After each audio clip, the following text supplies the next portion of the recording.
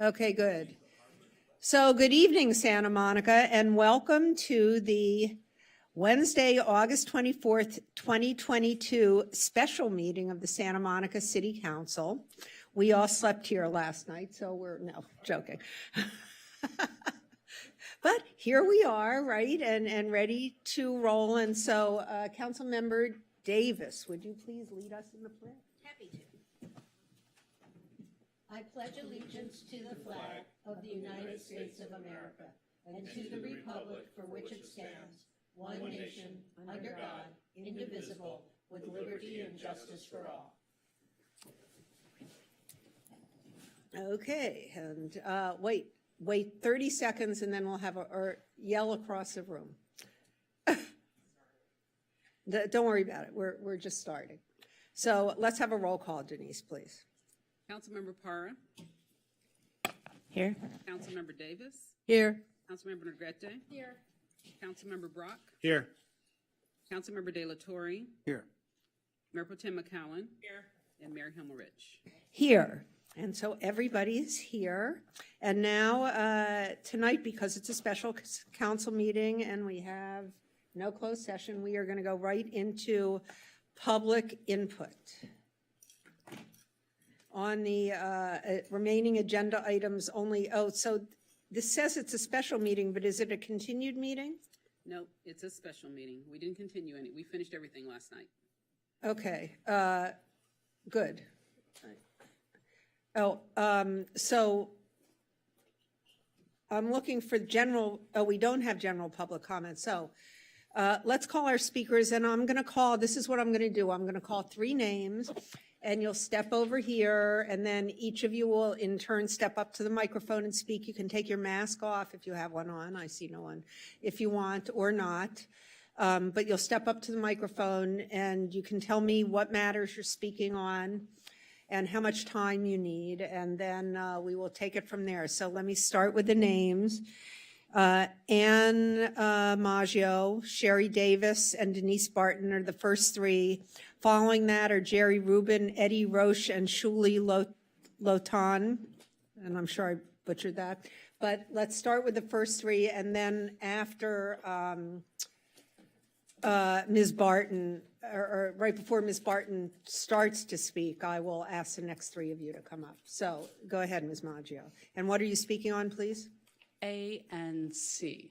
So you want 4 minutes, is that right? I would like, they only let me sign up for 2. It was kind of confusing. I would love to have 4. You get 4 minutes. You get 2 minutes on each, so go ahead.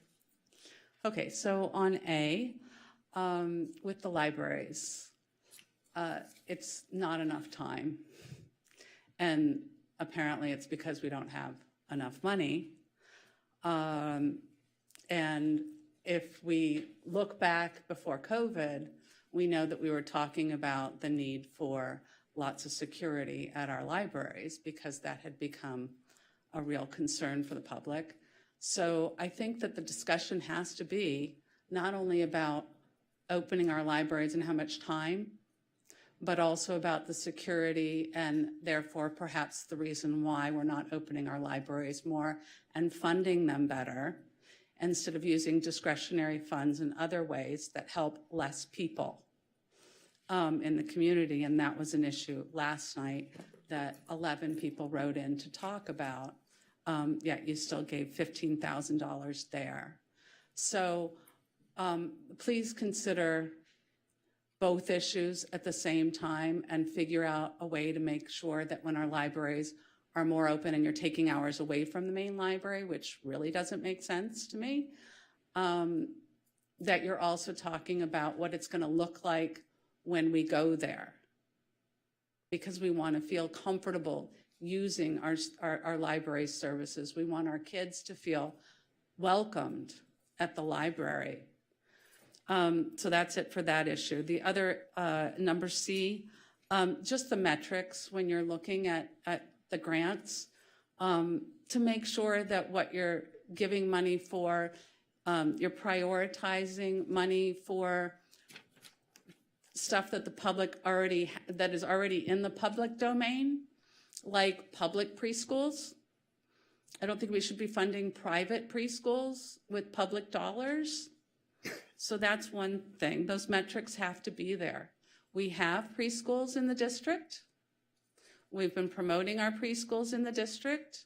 So how about funding those, figuring out why people can't get the state dollars for preschool? I don't understand that. That should be discussed. Someone should ask that question.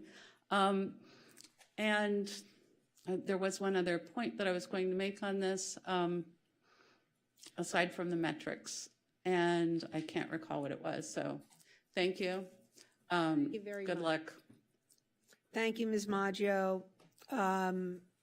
Sherry Davis, please. Thank you.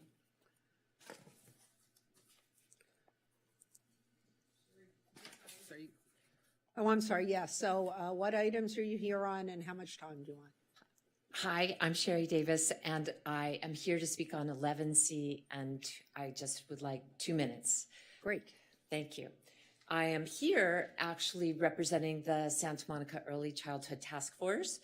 I'm a past co-chair of the task force. Our other co-chairs were not available to come tonight, so it's my honor to come and speak on behalf of the task force regarding the Human Services Grant Program. And our task force wholeheartedly supports the staff recommendation for the Human Services Grants Program, and we urge you to follow the staff recommendation on the proposed guidelines as well as on the RFP. And one of the things that is one of my great joys in life is to follow Betsy Haichu as a role model. And so I'm going to use a little bit of my time to share with you Betsy's thoughts on this. Many of you know Betsy Haichu as an octogenarian in our community who's been here many, many times to advocate for early childhood care and education. And so allow me to say, it is my pleasure and honor as a longtime resident of Santa Monica to address you as my colleague Irene Zevi and I have done in the past. This is, of course, Betsy speaking. I commend you for your past commitment to the needs of Santa Monica residents who rely on your help to survive and hopefully thrive. While all of the groups you support are worthy of your investment, I write to you today on behalf of the children of Santa Monica, many of whom benefit from the Human Services Grant Program through the provision of subsidies to attend child care programs. These programs provide an environment that enhances growth and development of young children and makes it possible for their parents to earn a living. So please make this grant program and the ability for young children and their families to receive those grants a high priority. We know that your needs are expanding. We also hope that you will consider expanding the total amount of money available for the Human Services Grants Program. And I thank you for the time. Thank you very much, Ms. Davis. And now we have Denise Barton, and before you begin, Ms. Barton, let me call the next three speakers, Jerry Rubin, Eddie Roche, and Shuli Lotan. So I'm going to do it all different ways, Ms. Lotan, until you tell me how to do it. I'm just speaking on C. You're speaking on 11C? Thank you. So you have 2 minutes. Good evening. If the city has presence, policies, and practices showing a lack of accountability for staff, including no access to financial services unless you're a rent control tenant, a lack of local public fair housing enforcement, a lack of resources for fair housing agencies and organizations, a lack of state or local fair housing laws, no quality of affordable housing information programs, having regulatory barriers to providing housing and supportive services for persons with disabilities, having state or local laws, policies, or practices that discourage individuals with disabilities from living in apartments, family homes, supportive housing, and other integrated settings, and unresolved violations of fair housing and civil rights law. Why should the public think your policies or practices for homeless service are any different, considering there's no accountability, which can be seen by the inability to account for $7 million for homeless services in the 2020 to 2021 financial year? And since housing is intertwined with homeless services, I think the 2021 to 2029 housing element continues practices and policies of fair housing issues that may arise in Santa Monica or any other jurisdiction, include but are not limited to failure to make reasonable accommodation, discrimination, and harassment. So since Mayor Sue Himmelrich considers all homeless individuals to be disabled, one would think all of these issues would be pertinent to any RFP for homeless services. In addition to staff accountability, not only for the missing taxpayer funds, but for homeless services, but for the results of that funding. Thank you. Thank you, Ms. Barton. So Jerry Rubin, and what are you speaking on? Thank you, Mayor Himmerich, council members. Is it okay to have 1 minute on each of the three? Sure. Thank you. Good to see you again after that long meeting. And thank you for Mayor Himmerich and council for adjourning the meeting in honor of my wife, Marissa. And we are sorry for your loss. Well, first, I want to speak on 11C, approval of human services grants. And I didn't read the whole report, but I hope it includes WISE Senior Healthy Aging, located over there at the Ken Edwards Center. They've been helping me get some grief counseling, and really professional people deserve a lot of support. Next, I want to support the staff report for 11B, the adoption of a resolution for commercial fitness trainer fees. I was just talking to these good-looking physical specimens here, and they assured me that mental and physical fitness go hand in hand, and I would assume that's emotional fitness as well, and we all need that, so we want to keep working on that. And as far as the library, I'd love to see it get back to the full stuff, including the cafeteria at the main library. But taking steps in the right direction is so important, and not to go backwards, to keep moving forward, because it seems I got to get out of the rut of relying on my exercise and everything from the channel switcher on the TV to get out to the library and do some physical walking and all the other things as well. And so I appreciate everything you all do. Thank you, Mr. Rubin. Eddie Roche. Hello, everyone. How are we doing today? I'll be speaking on 11B, short and sweet. Really quickly, for those of you who don't know me, my name's Eddie Roach. I'm the founder and owner of Dominate Fitness. We are the largest fitness organization working in partnership and cooperation with the City of Santa Monica under the Fitness Instructor Permit Program. Here to begin, hopefully, many, many years of cooperation and participation in these sorts of proceedings and helping you make Santa Monica awesome. So I'm here today to speak specifically about the current condition of the grass in Ocean Park. Quite recently, it's really deteriorated significantly. The parks which we use for our fitness operations, the grass is almost completely dead, and it's really unsightly and it's unpleasant, not only for visitors to Santa Monica, but especially for the local residents who use it for fitness and other uses. So I'm here to suggest and advocate for increased lawn care, whether that's more frequent watering or more frequent seeding or more staff down there.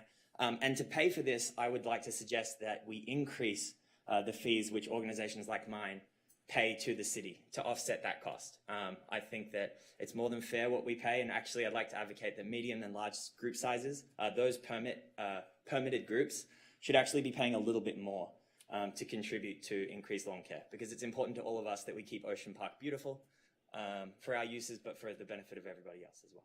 That's all tonight. Thank you very much, Mr. Roche. And now we have Shulene, and you're going to tell me how to say your last name. I can't wait. Well, you had it right the first time. And wait, but hold on, wait. Let me call the next three. Rhoda Weiss, Brian's, it says Brosted, I assume, yes. And Judith Meister. But, I'm sorry. No Now, worries. tell me Shirley how to say it. Lotan, and I'm here to speak about Lotan? Yes, Lotan. Thank you very much. The Community Development Grants Program. I'm a resident of Santa Monica, a parent of students in our school district, and I'm also the coordinator of school-based mental health for the school district. So I'm here to talk about the funding cycle that's coming up, the request for proposals, and the funding for school-based mental health that's included in that is really an essential piece of the big map of how we fund mental health in our school district for decades, really.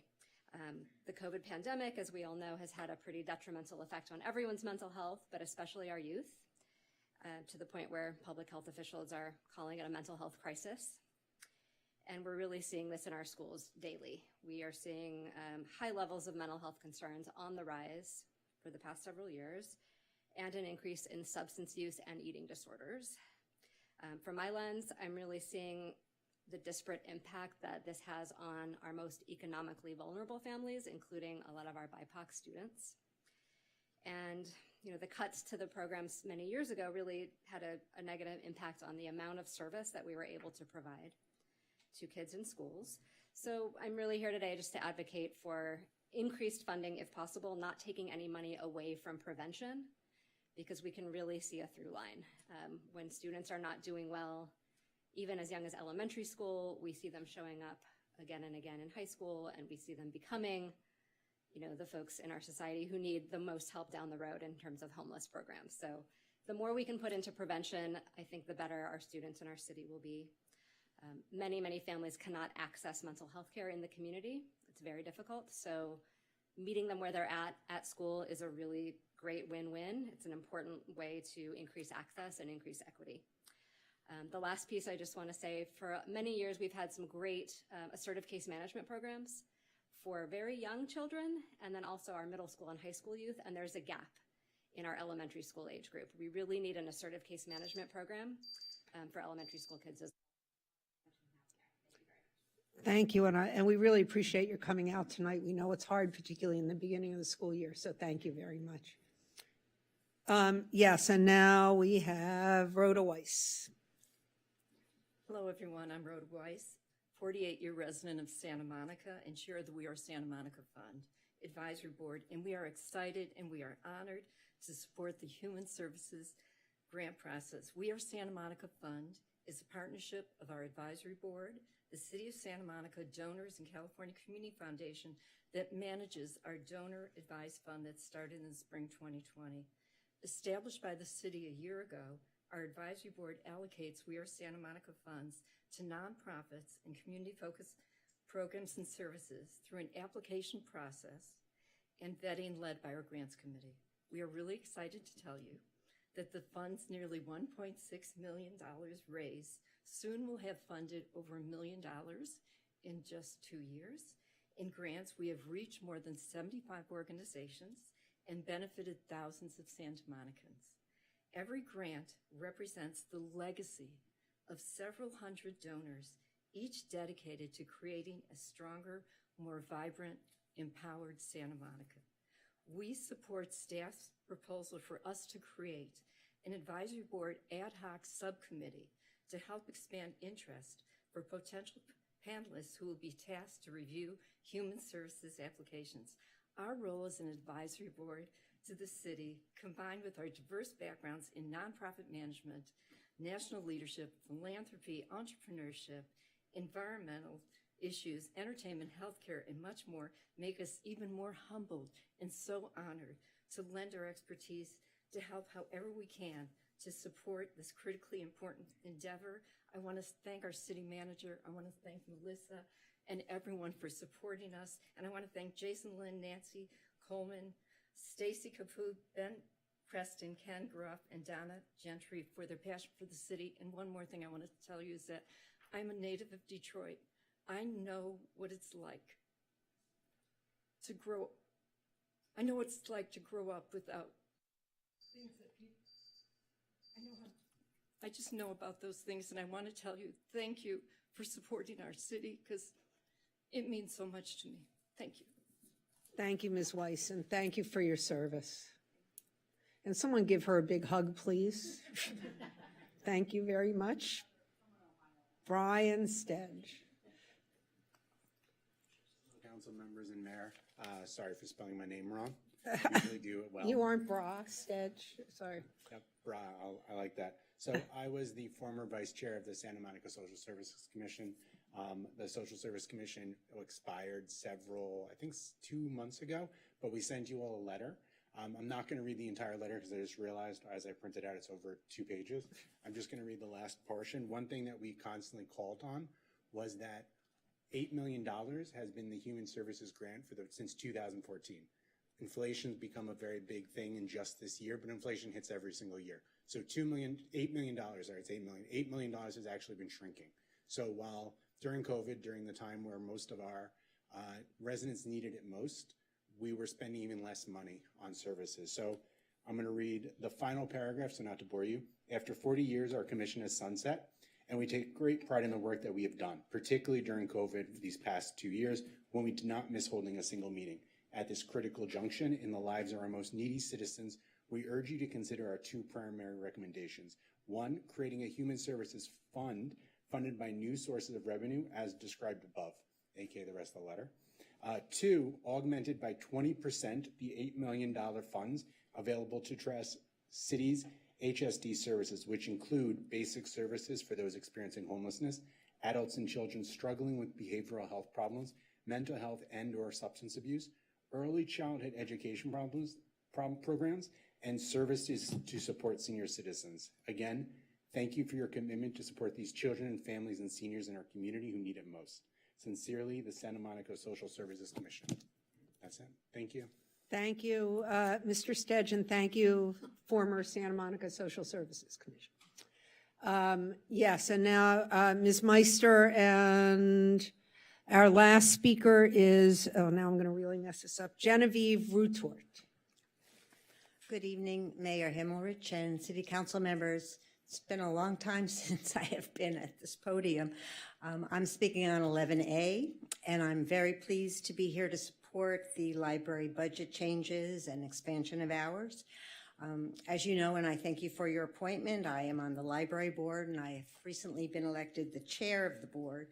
And while we did not take formal action at our July meeting, since the library director was still working out the details with the departments that support the library, the board was very strongly supportive of Erica's recommendations to direct funds to evening and Saturday hours at the branches. As one who has done many years of budgeting in the city, this is a really significant step on the part of the council to approve one-time funds. And I think that taking this action, you're signaling, one, to the community that you have listened to the requests and pleas for more hours. You are also letting the library staff know that you recognize their monumental efforts over the past 2.5 years to keep the libraries open with very limited staff and resources. And you are again recommitting to the value of our libraries as vibrant learning centers that nurture community connections and well-being, and that promote access of information for all members of the community. So I salute you and the staff for taking this first step. I certainly hope that this can become permanent, and I look forward in advocating for more funding as you go into the new 2-year budget cycle. Thank you. Thank you, Ms. Meister. And Genevieve Rutort, and Jennifer, you'll go and you'll say your name. I'm sorry, I don't have your last name. Sure, you did it quite well, actually. It's Genevieve Rutort, and I'm president and CEO at Westside Food Bank. And I've spoken to the council before about my own personal experience with food insecurity and housing insecurity, and how my job at the food bank starting 18 years ago was the catalyst that pulled me and my family out of poverty and into greater self-sufficiency. And I would like to thank the council for the many years of support that Westside Food Bank has received through the Human Services Grant. It has been powerful and game-changing for us. Many of you know that we have partnered with the city with the food pantry at Virginia Avenue Park, which at the beginning of COVID was run by city employees, and now Westside Food Bank staff is operating a pop-up pantry in the parking lot. And in the recent weeks, we have seen a big increase in the number of Santa Monica households seeking assistance at Virginia Avenue Park, as well as in our other pantry locations throughout Santa Monica and really throughout our service area. Inflation is hitting families hard, and we are struggling to keep up with the demand. We're seeing an increase in demand, not just since the beginning of COVID, but in recent weeks in light of inflation. And I would urge the council to support 11C, the approval of the Human Services Grant. And of course, as I know, you all work very hard to do everything in your power to increase the amount of funding that is available to our organization and many other wonderful organizations doing incredible work to lift people in Santa Monica up out of poverty and into being thriving citizens. And I commend you for that and thank you for that. And just urge everyone in the city council and the other citizens of Santa Monica to remember those who are in need. It is very difficult to know how to proceed when you don't know where your next meal is coming from, when you don't know how you're going to feed your family. So thank you very much. And thank you for talking to us tonight. We appreciate your coming out. Thank you. Thank you. And now, Jennifer, and you're going to tell us, although you aren't required to, your last name too. Good For my evening, council members. I'm Jennifer Cowan, and I am a resident, a parent, and I'm also the executive director of Connections for Children. And we are a current recipient of the Human Services Grant Program. We are grateful for the city's longtime commitment to improving the well-being of children and families. Through the grants program, Connections for Children provides assistance to low-income and vulnerable Santa Monica families so that they can afford the high cost of childcare. City resources are directed to support Santa Monica residents who may not otherwise qualify for county, state, or federally funded subsidized programs. City funding allows Santa Monica resident families to receive childcare subsidies that are necessary for them to participate in the workforce, continue their education, and maintain their housing. Connections for Children has seen firsthand how the needs of city's youngest children and their families have increased since the grants program was first initiated. And as we all know, childcare costs continue to rise, as well as costs for other basic needs that families must struggle to address. However, funding for the grants program has not risen proportionately. This lack of resources significantly limits our ability to address the established and emerging community needs. Last year, I'm proud to say that Connections served 194 low-income Santa Monica children in our child care subsidy program. Just about 50% of those children were funded through the Human Services Grants Program. At the same time, as of this morning, 140 children remain on our wait list. These are children who are waiting for subsidy, and they're unable to be served until more funding is available. These are the children of low-income families who rely on childcare to work, to continue their education, and to stay housed. Connections for Children supports city staff's proposed funding guidelines, which recognize the diversity of low-income populations in Santa Monica. Thank you. Thank you very much, and thanks for coming out tonight. And I believe that that was our last speaker. No? No, you're correct. That's Oh. our last speaker. I always like to be correct every now and then. Good, so now I think we're ready to call our first item, right? So our first item is approval of library budget changes to expand hours and service.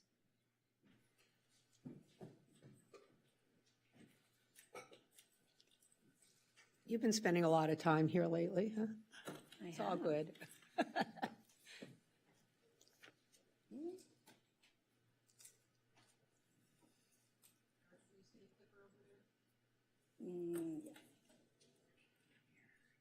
It is, okay. Thank you. Good evening, Mayor, Mayor Pro Tem, and members of the City Council. Erica Cayugan, Director of Library Services. I did want to take a moment to thank Judith, our newly elected Library Board Chair. It's great to have somebody here in the crowd supporting and speaking out for the library. Thank you for the opportunity to present our plan to expand library operating hours. Okay.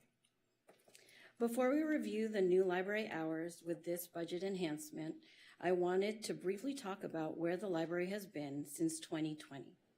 At the start of the pandemic and after experiencing a 58% cut in staffing resources. In 2020, while many buildings and services remained shuttered due to the pandemic, the library opened 3 locations for curbside pickup. With reduced staffing and careful planning, library positions at all levels were required to pitch in, from shelving to filling material requests to retrieving holds. We did it all. And I will spare you the details of how we checked in thousands of library items, thousands, after months of closure, and how then we had to find space to quarantine these materials before shelving them. It was like a massive exercise of Tetris and except with book carts. Oops. We lost our screen. Yeah. Denise, we lost our screen, I'm sorry. There we go. Thank you. Oops. Or not. It's on here, not out there.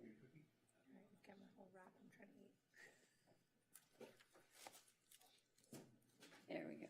Thank you. Thank you.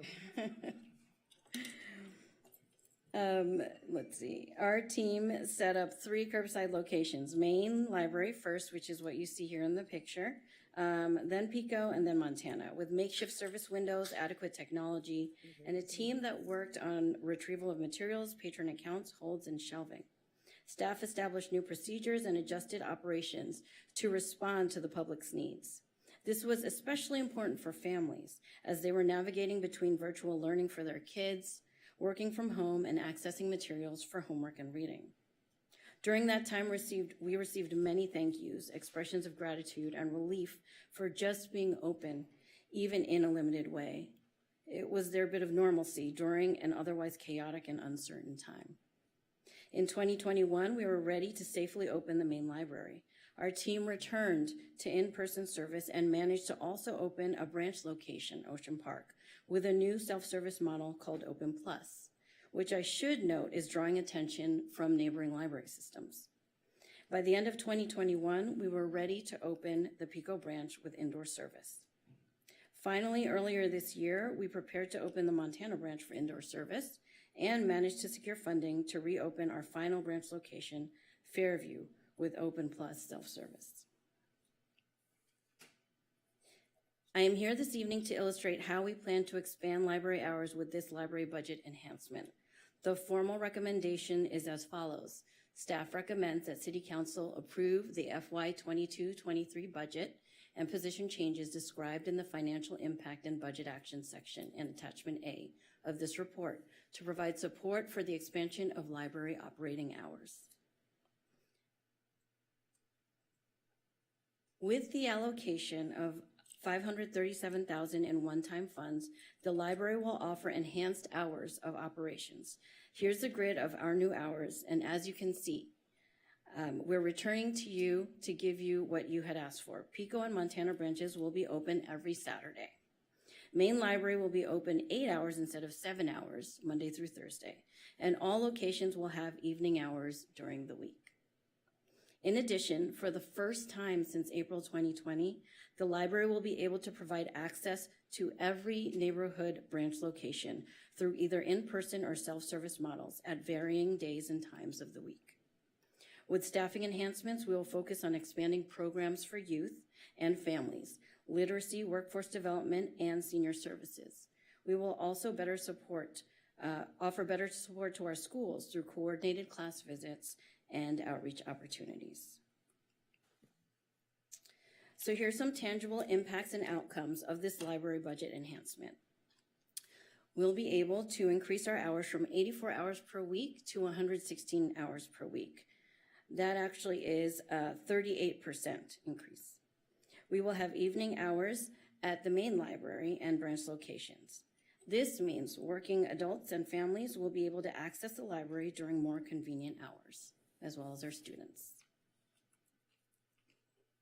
We will open Pico and Montana branches every Saturday, which will allow more accessibility to spaces, such as study rooms. And all 5 library locations, as I mentioned, will be available at varying days and times during the week. We will activate more seating and outdoor spaces as we continue to find creative ways to implement programs. We will have more staff to manage collections, materials, computers, and community outreach and programming for all ages. Our connections to the community will grow stronger, and the library will remain an anchor and foundation for discovery and learning at every stage of life. I want to take a moment also to acknowledge that we have gone through quite a few changes, both in staffing and in operations these past few years. We know that these changes have been difficult for our community, and we have heard from many people how much they just want their library open. so they can connect with their library staff. There is ownership here, and there is pride in our city's libraries. And I want to assure our community that we hear you.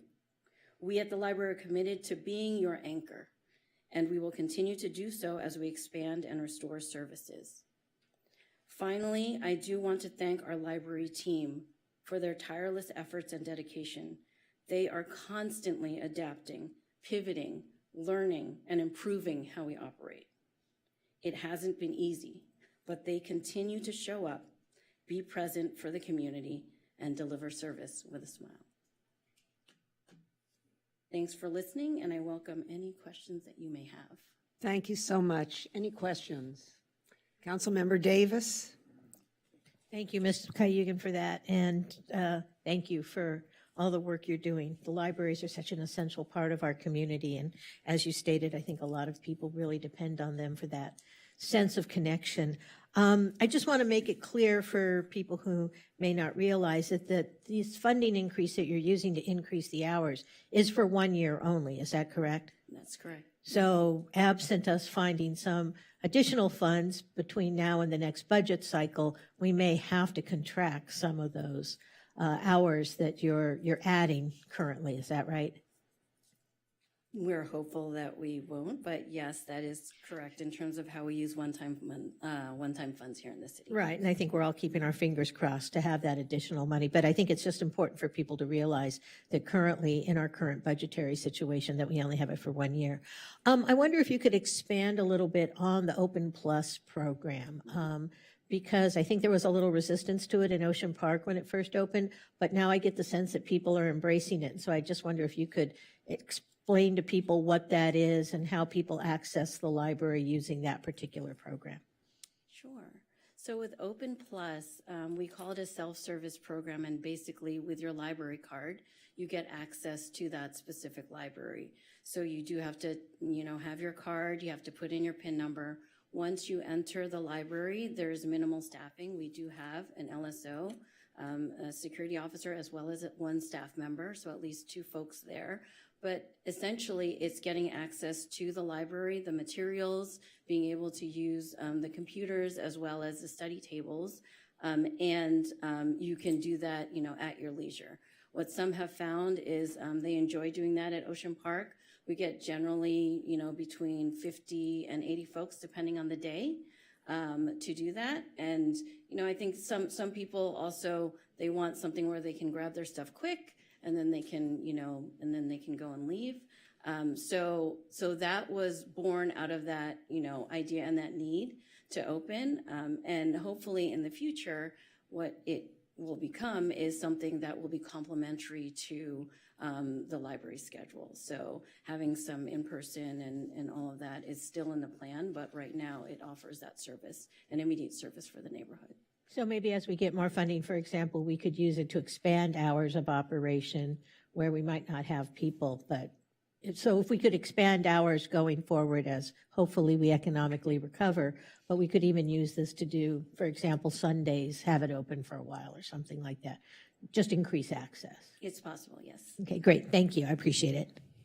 May I ask I have a follow-on to that. So the 50 to 80 a day is for Ocean Park. Mm-hmm. Do we keep head counts on all of the libraries? We do. And so how does that compare to the others? So I actually have that. So on an average day, and this is average, right? We have some high days, we have some low days, depending on the time of the week. What we did find was Saturdays were definitely ones that had the, higher range. Maine gets about 500 to 650 people a day. Pico, 200 to 300 a day, as well as Montana, 200 to 300 a day. And then Ocean Park, 60 to 80. We are seeing increases through the months. So in May, we saw about 13,000 folks for the month across all the locations. And in June and July, it's 15 to 17,000. So we're seeing those increases in foot traffic, and use is definitely increasing. Well, it tells you how much people love you, right? Mm-hmm. I mean, it is, every visit is a gesture of love. So I'm sorry, Councilmember Brock. So in what areas can we add more hours? What areas do you want to see in our next round of funding? I know this is a one-year program, and I know that we're still teetering, but if we could snap our fingers, what else could we do to increase hours and service at our libraries? Where do you see the need from residents specifically? Well, I think in terms of priority, right, first is going to be to keep the hours that we have. So that means making what we have now one time from one time to ongoing. So that would be the priority over everything. The other priorities we have seen and, we have heard from, members of the public today in terms of other locations having Saturday service. So main library as well, possibly other branch locations. So Saturdays are an important thing to our community. And then, of course, it's, what are the gaps during the week? So for some of our locations, there are less days open. So we'll look at it. How we'll look at it is in chunks. But we do have a plan, to move forward in the next 2 years and try and fill those as much as we can with scheduling that we had prior, but also really evaluating, like you said, where is the need of our residents? Those patterns may change, and they have changed since 2.5 years ago. And so where really are we going to put our resources? But I would definitely say that ongoing, and then of course the Saturdays would be. And our library system is without a doubt a foundation of our community. I mean, it's not only a beloved library system, but it's where so many children and teens have gone for reading and community. I know former Mayor Davis, that was the foundation of her year as mayor. And I would watch videos of her in the main library and other libraries reading to children. And I really want to see that flourish and blossom again. I have a question from a resident the other day. And resident said he was at one of the libraries and he could only sit at a table for an hour. Is that true? He was reading and wanted to keep exploring the library. He was really happy to be back. And then he said he was told he had to leave after an hour. Is that a thing? So because we have limited seating right now, we are limiting the amount of time that people can sit in the library. That we're hoping to expand more, again, as we expand our seating. But in terms of being able and around the library, folks will browse, not necessarily use the tables. But yes, I mean, that's unfortunately kind of the trade-off of what we have to deal with in terms of our seating and our limited staffing. And again, once we increase it, we fully intend to, increase that time frame and being able to use it. So I can't recall completely, but I think it was at the Montana Library. Are we always short seating, or was it just because we only have limited hours, so we have to keep turning over the seats?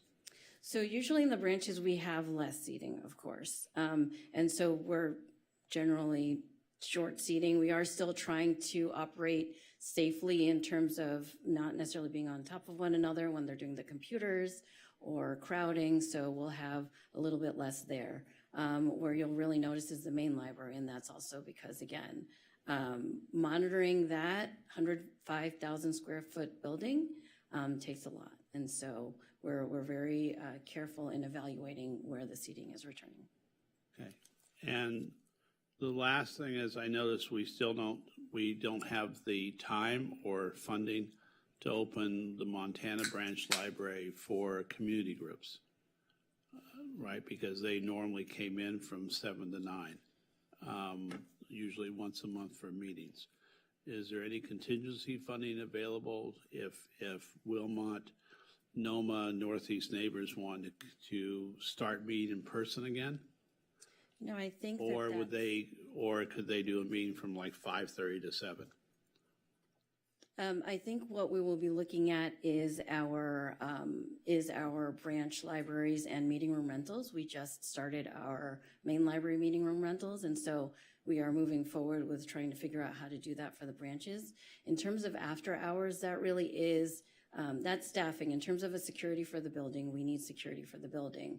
If we're using our funds and our hours to staff mainly when the public is open, it is difficult to then also have additional staffing to do that after hours.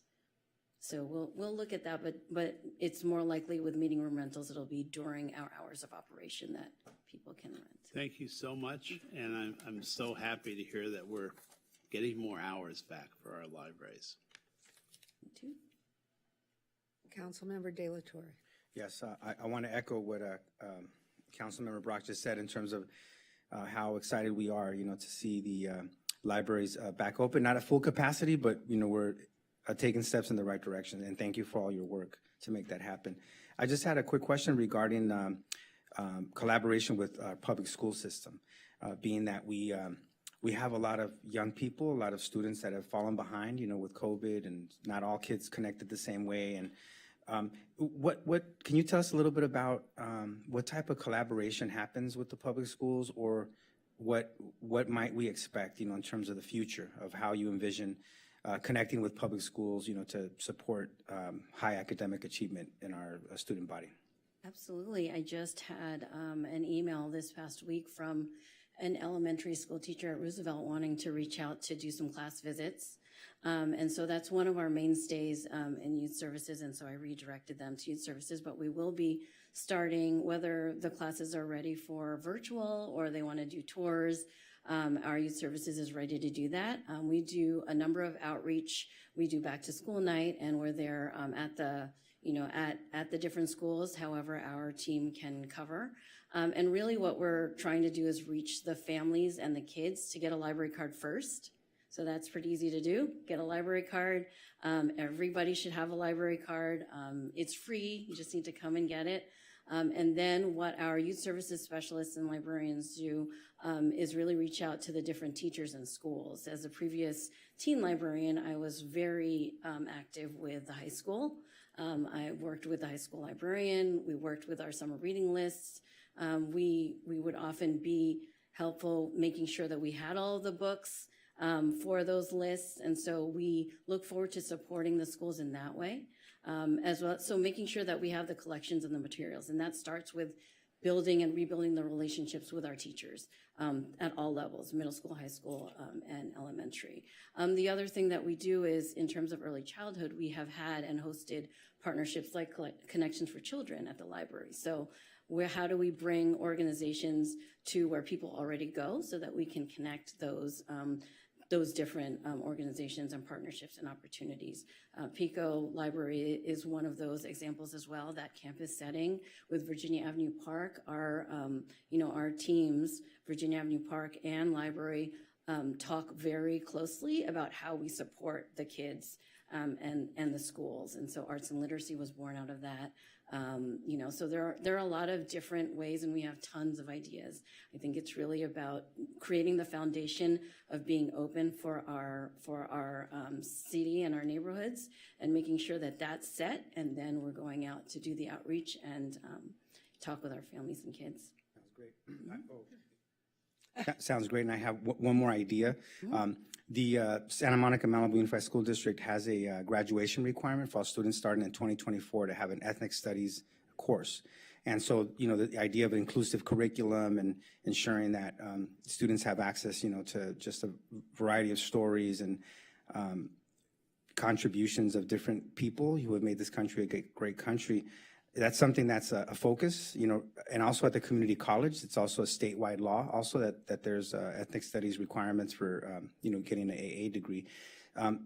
We have like Hispanic Latino Heritage Month is coming up on September 15th. Of course, Black History Month. We have Asian Pacific Islander. Here in our city, we celebrate now, a lot of these different, months or weeks or whatever groups choose to celebrate. I think that would be a great opportunity as well, to sort of have books on display, a little bit of culture, celebrating the diversity of our city, I think is just a great idea. So I just wanted to give you that piece of information. But thank you very much for all your work. Yeah, no, thank you, council member. And that is something that we continue to do, whether that's through book lists or resources.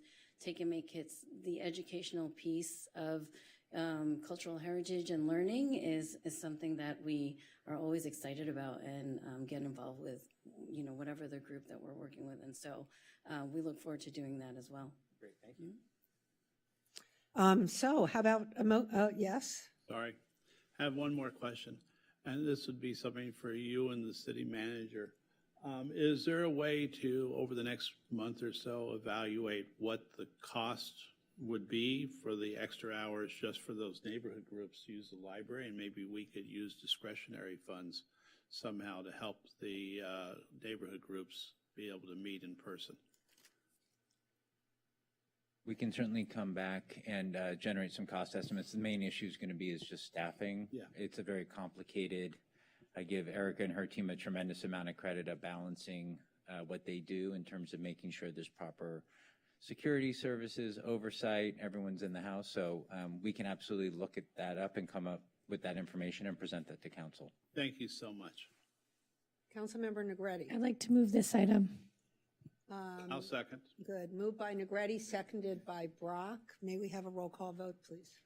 And you're moving the staff recommendation and just turning to the city attorney. Do we have to break things out? You can put them together. Love that. Okay, great. Roll call vote. Councilmember De La Torre, Yes. Councilmember Brock, Yes. Mayor Pro Tem McCowen. Yes. Councilmember Negretti, Yes. Councilmember Davis. Yes. Councilmember Para, Yes.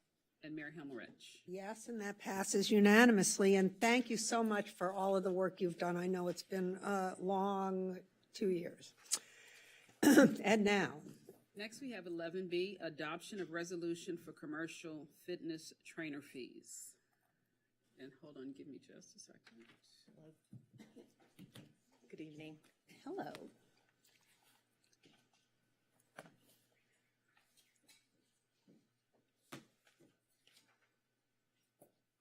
Oh, that's okay. It's already open. Oh, did you already do it? Sorry. That's okay.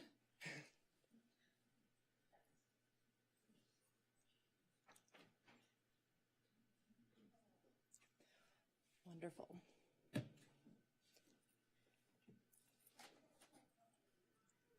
Great. Hi, good evening, Mayor, council members. My name's Jeanette Gant. I'm the Community Recreation Manager.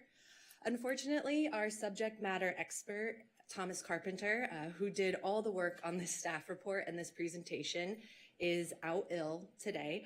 So I will be presenting on the commercial fitness trainer program. I do really want to thank him and acknowledge him for his hard work on this project. I'm here tonight to ask council to consider adopting new quarterly use fees, increasing group sizes at specific parks, removing 2 parks from the general park list, and adding a cap on the number of permits issued per calendar year. The commercial fitness or athletic instruction classes or camps at city parks program, which I will refer to as the commercial fitness trainer program, started as a pilot in 2014 in response to community concern largely focused on Palisades Park, specifically about an increase of for-profit training classes. Other concerns were that training erodes amenities and infrastructure and prevents the public from enjoying the park and the beach. The program requires that trainers pay for an annual permit, agree to follow the rules, and pay a quarterly use charge based on group size and location. In August of 2017, the quarterly use charges were eliminated for Reed Park trainers. The hope was that doing so would increase activity in Reed Park and enhance the sense of safety. The changes were aligned with the renovation of park amenities in 2016. Unfortunately, despite outreach to commercial fitness instructors, only 3 trainers have used Reed Park since the program was created. As a response to the COVID-19 pandemic, the city established a temporary outdoor use permit program, the Santa Monica Outdoors Program, which allowed businesses to use public and private outdoor spaces for dining, physical fitness, and other business uses, and included waived or reduced quarterly use charges for fitness trainer permits. As a result of the new fee structure, the quarterly use charges were waived for general parks and beach locations. Palisades Park trainers paid a reduced quarterly use charge. All trainers pay an annual permit fee regardless of their location. Additionally, group sizes at Barnard Way Linear Park, Tongva Park, and Memorial Park were increased. Ken Ginzer Square and Airport Park interim space were added to the list of general parks and beach. There are 17 parks and the beach where training is allowed, shown here in yellow and blue. There are 11 parks not shown where training is not allowed. These parks are primarily smaller neighborhood parks and are immediately adjacent to housing, such as Ashland Park. Trainers pay, along with an annual permit fee, a quarterly use charge for each quarter they conduct business. The fee structure has 2 tiers. Tier 1 charges range from $450 to $1,400 per quarter for trainers working in the general parks and on the beach. Tier 2 charges range from just under $700 to a little over $2,000 per quarter for trainers who use Palisades Park. Specific amounts are listed in your staff report. Program participation is at an all-time high. In 2019, 11 trainers were issued annual permits. In 2021, 43 trainers were issued annual permits, almost a 300% increase, and the most in a calendar year since the program officially began in 2015. This is likely due to the closure of the indoor facilities and the city's waived or reduced quarterly use charges. Outdoor fitness classes in city parks and beaches have maximized fitness studios and instructors' ability to provide recreational training or wellness offerings to groups of people at a safe distance. Even when indoor fitness studios were allowed to reopen at full capacity, we still saw the trainers pulling permits. Staff believe that this is due to the waived and reduced quarterly fees. Trainers are more willing to obtain the necessary permits at a lower, fairer price. The additional trainers have activated the parks, supported local economic recovery, community health and well-being, and provided safe training opportunities for the community. Our recommendation is to maintain the elimination of quarterly use charges for general parks and beaches and maintain the reduced quarterly charges for Palisades Park. This modification will still place a premium on training at Palisades Park, recognizing the spectacular location and issues which were raised prior to the creation of this program at a more competitive rate. An additional recommendation is to move Beach Park Number 1, Crescent Bay, South Beach, Barnard Way Linear Park, Ocean View Park, and Beach Green into a new tier called the Palisades Park and Beach Parks. These 6 beach parks, like Palisades Park, have spectacular views, are near homes, and are favorites for both visitors and locals. Under the Santa Monica Outdoors pilot program, in addition to the reduction in waivers, parks were added to the approved list and allowable group sizes at 3 parks were increased. Large groups were allowed in Memorial Park and Tongva Park, and medium groups were allowed in Barnard Way Linear Park. Memorial and Barnard are actively used by permittees. This change has contributed to the overall increase of permitted instructors. Additionally, the locations have sufficient on-site parking and can support both small and medium groups. Staff recommends Memorial and Barnard Way parks be added to the approved general park list for small and medium-sized groups. Tongva Park has also become available under the pilot program. Only 1 trainer has used Tongva Park for 1 quarter. Although trainers have not expressed any further interest in using Tongva Park, staff recommends that Tongva Park remain as an improved site and hopes trainers will use and activate this location. Both Ken Ginzer Square and Airport Park interim space locations have become available. However, neither location has been used. Additionally, trainers have not expressed interest in those locations. Staff recommends removing Ken Ginzer and Airport Park interim space from the approved general park list. In considering the quarterly use charge reduction, the Recreation and Parks Commission recommended implementing a limit on the number of permits citywide. Staff concurs with this commission and recommends limiting the number of permits issued citywide to 75 per calendar year. The proposed cap is intended to mitigate impacts on surrounding areas and limit overcrowding at parks and beaches citywide. The Santa Monica Outdoors pilot program has been successful. Reduced fees and more places to train has led to a significant increase in the number of permitted trainers using the parks and the beach spaces for safe fitness instruction. In turn, parks are more active. The program supports small businesses and increases economic recovery. Staff recommends adopting the reduced quarterly use charges on an ongoing basis to maintain participation in the program, as well as adding park sites. And finally, we are asking that council approve these recommendations. We've included some alternatives related to charges and locations in the staff report. And this completes my staff report, and I'm happy to answer any questions. Questions? I have one. Go ahead, I'll go after you. This is just quick because I don't see it anywhere in the report. What's our annual revenue from this outdoor program? The annual revenue is roughly, I didn't have Micah give that one for me. That number's not the revenue, that's just. No, correct, that's just. The proposed, Micah Ackerson, Principal Community Services Supervisor. The annual revenue is $32,400 for the quarterly fees for this fiscal year. The permit fees is a very small amount. I don't have it exactly on hand, but I believe It's in here, I yeah, think. I think it's like 2,000 or 3,000. So we aren't doing this for money. We are doing this to have the right kind of program. Is that right? Correct. That is absolutely correct. So Councilmember Negretti, any other questions? Councilmember Brock, Councilmember De La Torre.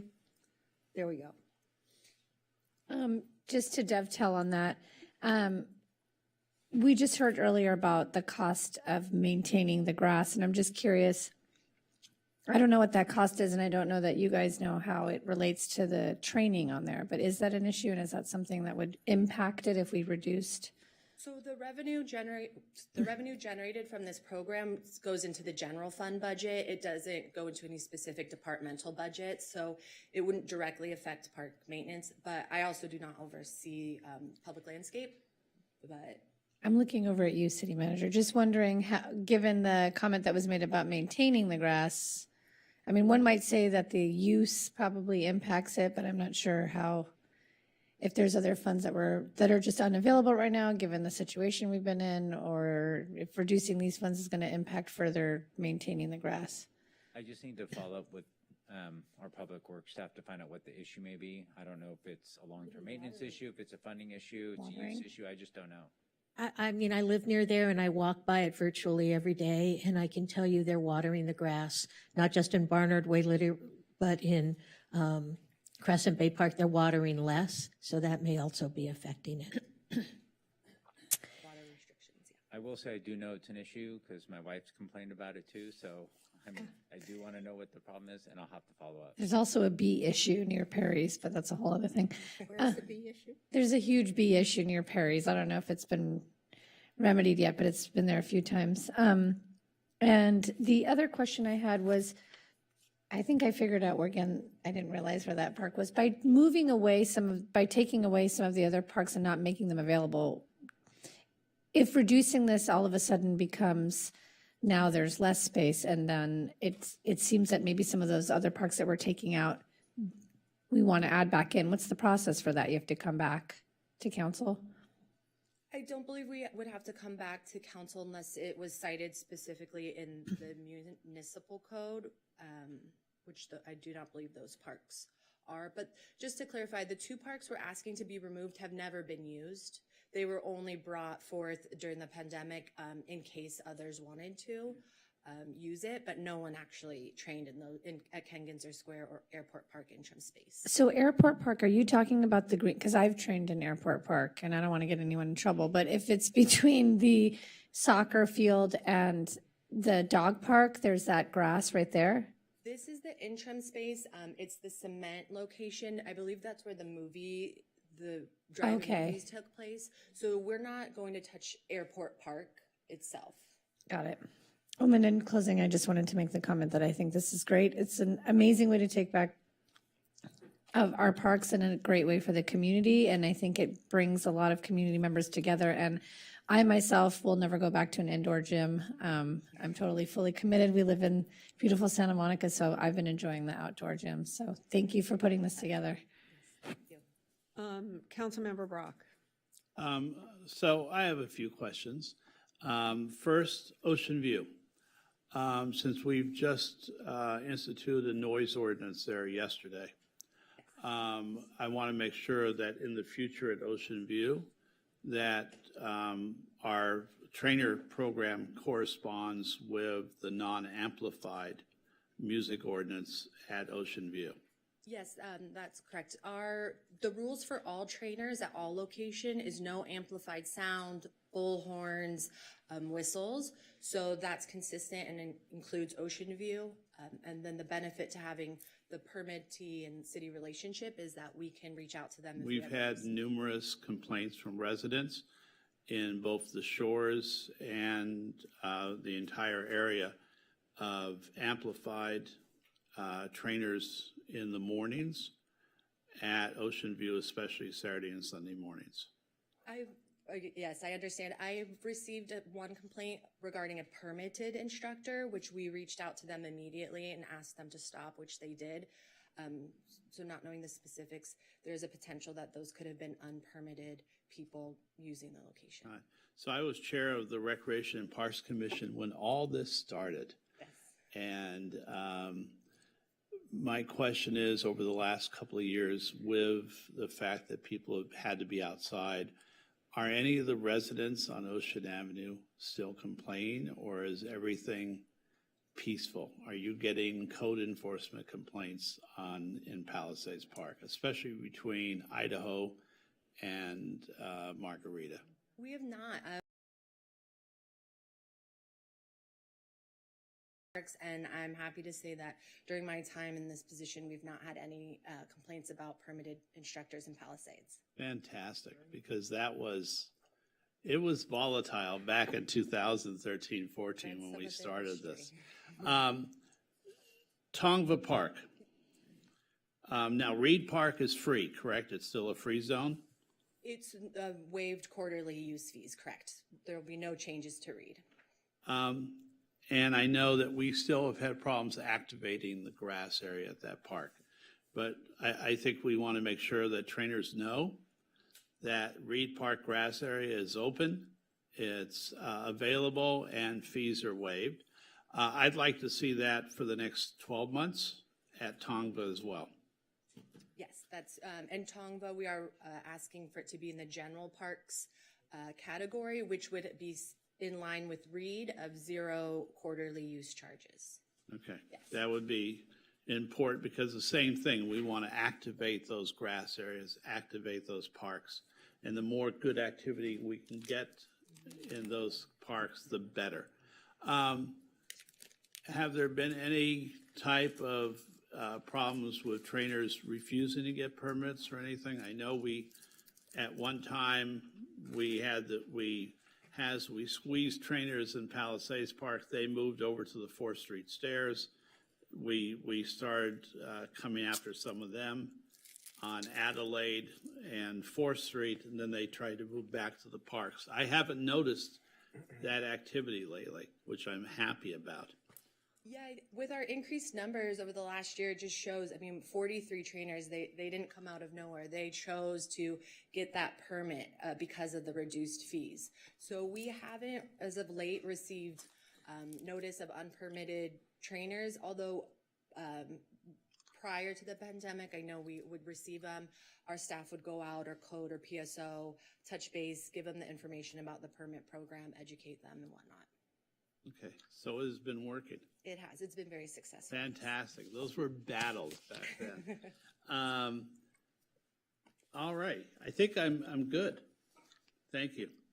Councilmember De La Torre. Yes, the Station 26, I don't know if it happens in other parts of the beach on the sand. There's an operator there that does some type of workouts, usually around the sunset, type time of the day. And I was wondering, is that like is on a pilot basis? Do we see that to be a permanent thing? Do we see that those type of activities on the sand going to expand? I don't know the specific activity you're talking about. Unfortunately, Thomas probably would. But we are still asking that we allow permitted instructors to utilize the beach and the sand. So people, instructors could pay, obtain these permits. There would be no quarterly use fee, and then they could train, provide fitness classes along the beach. We did receive, quite recently a resident complaint saying it's a little bit too close to the water. So we touched base with, because they wanted to enjoy the beach, touched base with the permitted instructor, and they happily moved east and inland. Okay, that's great. I'm glad to hear that responsiveness from the service provider, but, all right, thank you. Any other questions? I'd like to move this item. Oh, good. So Councilmember I'll second. Negretti is moving, seconded by Brock.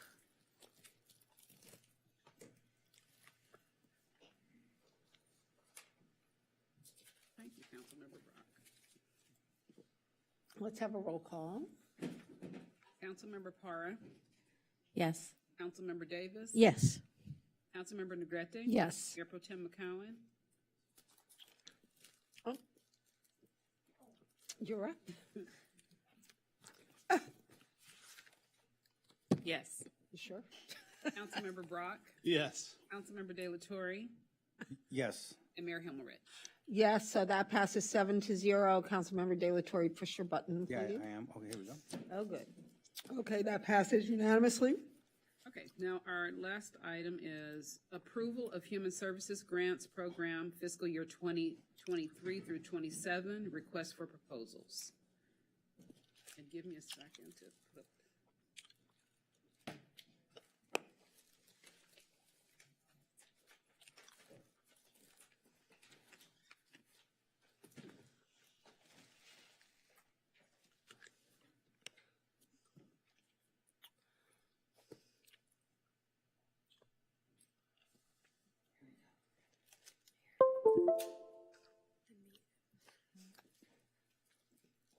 Is this yours right here? That's correct. Thank you. Okay. A moment.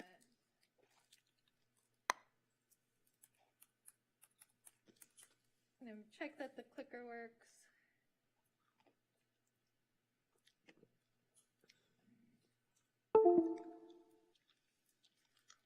There we go.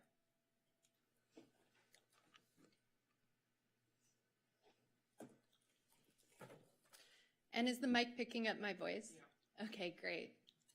Well, good evening, Mayor Pro Tem, and City Council members. My name's Alia Buttar. I'm a senior analyst in the Housing and Human Services Division. I'm here tonight with my colleague Ivy Chang to outline the proposed fiscal year 2023-2027 Human Services Grants Program funding guidelines and request for proposals.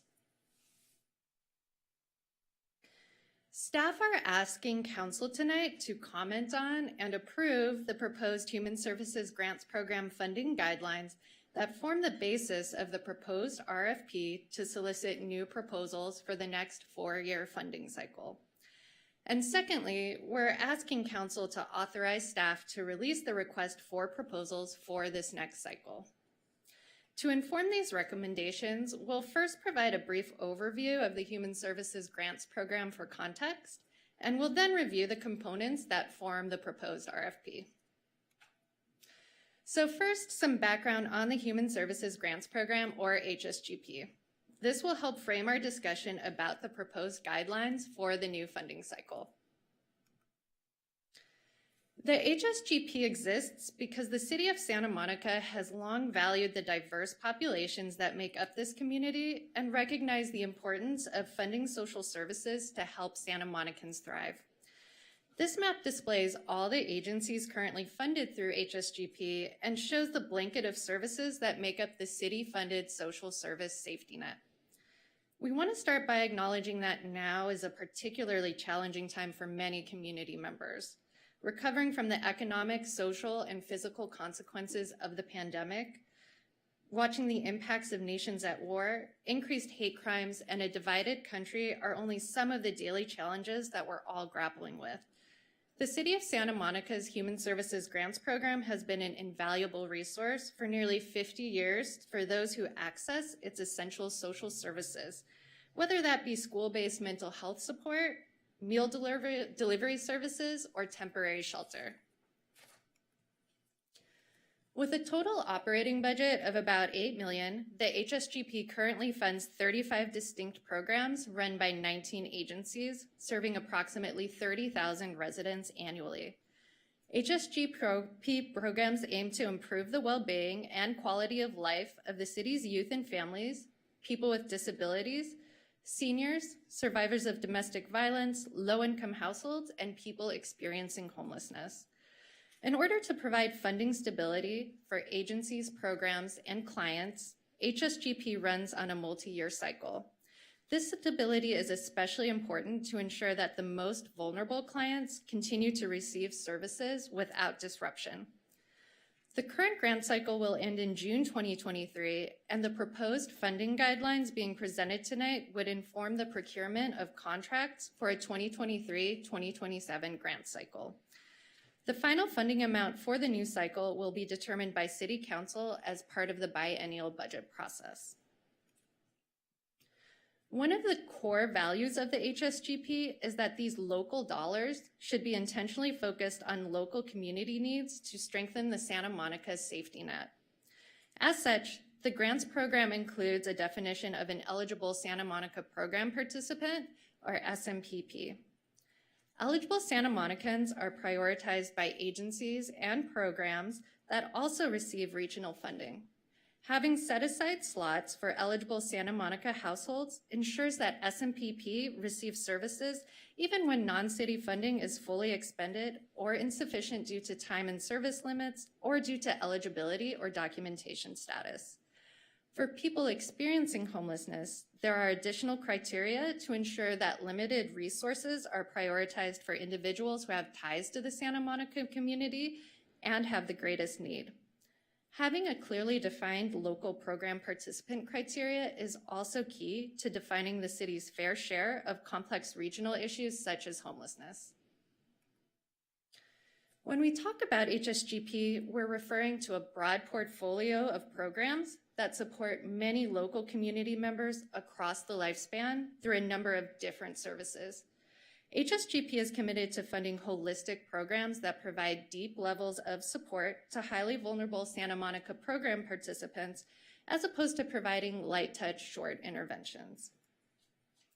For example, Marianne is a senior who was recently unhoused and receives meal delivery services. And Isidro, a longtime Spanish-speaking resident with Alzheimer's who enjoys adult day services, allowing his daughter to continue working. And Holly and James, who receive tuition assistance to help them afford full-time childcare for their toddler, where he learns and plays while they both work. These are just a few of the examples of the safety net services that HSGP funds to help Santa Monicans continue to grow and thrive. Before we move into the details of the proposed guidelines and procurement process for the next RFP, we want to acknowledge that the current HSGP grant cycle is unusually long due to a confluence of factors. This grant cycle started in fiscal year 2015-2016, when in June 2015, Council approved 4-year grants at an annual funding level of about $8 million. In fiscal year 2018-2019, Council adopted the Framework for a Sustainable City of Wellbeing and asked city departments to align programmatic goals and outcomes with the city's new framework. The Community Services Department, or CSD, began working with the firm Canavan and Associates to engage community in this work. To allow time for meaningful community input, Council granted a 2-year extension to the fiscal year 2015-2019 grant cycle on January 22nd, 2019. By March 2020, CSD had completed much of the community engagement work when the COVID-19 pandemic arrived. CSD staff and local social service agencies quickly pivoted to focus on emergency response, making a fall 2020 RFP release not only unattainable, but unfeasible given the unpredictability of resources and needs. As a result, on January 26, 2021, Council approved a second 2-year extension to the HSGP funding cycle, allowing both city and social services staff to continue needed pandemic response work and setting July 1st, 2023 as the new start date for the next RFP cycle. Next, we'll shift to talk about community engagement, and I'll hand the presentation to my colleague, Ivy. Thanks. Hi, I'm Ivy Chang, a senior analyst with ALIA in the Housing and Human Services Division. I'm here to review the comprehensive outreach that the Community Services Department did to engage the community and receive input and feedback in preparation for the new HSGP funding cycle. This feedback has informed all aspects of RFP development, including the proposed RFP components we are discussing tonight. Staff invited over 10,000 individuals via public announcements on social media and direct in-person outreach at farmers markets, a Twilight on the Pier concert, and Meet Me at Reed Park events to attend community feedback sessions. More than 350 people participated, including executive directors, program participants, service providers, community partners, and the general public. In addition, staff conducted 2 online surveys in English and Spanish, which received over 150 responses. The central question that guided these sessions was, what does an effective human services system in Santa Monica look like to you? After analyzing the input received across all events and formats, 3 themes emerged, which guided staff's work. You will see these themes reflected throughout the proposed guidelines, including in the process for outcome development, changes in the formation of the RFP review panel, and in the scoring criteria. These findings also influenced staff's decision to return to the public for feedback on draft RFP components earlier this year. City staff presented at 3 public Social Services Commission meetings. We advertised these meetings widely via city social media, city media alerts, and citywide email distribution lists, including SAMO News, which reaches over 47,000 recipients. Staff have summarized the input received here, but wanted to highlight one notable reoccurring piece of feedback from all 3 meetings, which was the fact that funding for the Human Services Grants Program has stayed at about $8 million since 2015, despite a steady increase in the need for services and now record high inflation. For reference, the total HSGP funding amount is roughly 1% of the total city budget. In addition to the Social Services Commission meetings, the public could submit comments through the HSGP website, and staff reached out directly to all Santa Monica neighborhood associations.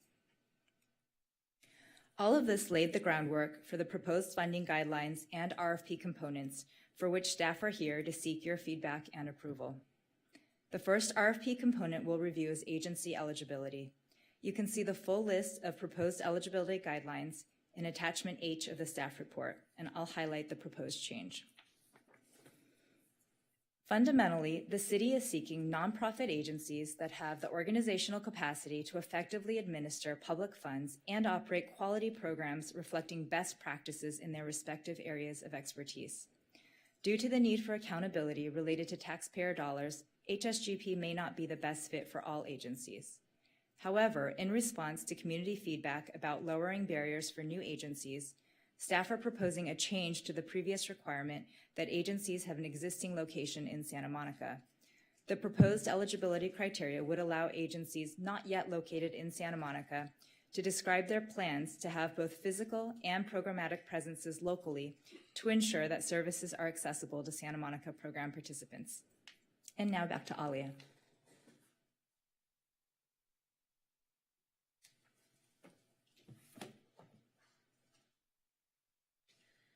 Thank you, Ivy. Outcomes serve as the foundation of the proposed HSGP RFP. We'll now review the new proposed outcomes framework, which was developed based on community feedback. At the foundation of the Human Services Grants Program is the impact that programs have on the community. Outcomes are a key tool in assessing this impact and ensuring accountability. Outcomes data help identify where things are working, where improvement is needed, and support data-driven decision-making. Outcomes also serve to ensure that programs are measuring change towards identified community priorities and that programs funded by HSGP are addressing the most important local community needs. Funded agencies would be held accountable for their outcomes in reports to the city at least twice a year. City staff would work collaboratively with agencies to update program outcomes annually as needed, allowing regular opportunities for program improvement as well as flexibility to adapt to changing needs. The proposed outcomes framework provides uniformity across agencies and programs to clearly measure and report performance, while also allowing flexibility for HSGP programs to be nimble and innovative in the way they address the community's most pressing needs. The framework includes 3 parts: community impact areas, goals, and indicators. We'll review the community impact areas first. This information is also included in attachment H of the staff report. Community impact areas are the high-level priorities of the HSGP.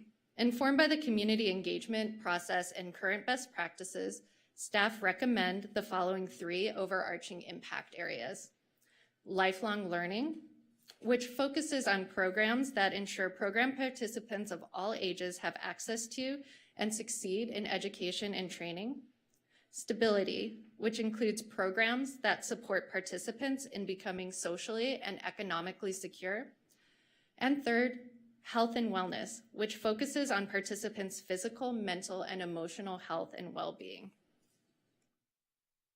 Each community impact area is aligned with a series of goals that are listed on this slide. Goals describe a program's intended impact and the big picture outcomes they aim to achieve.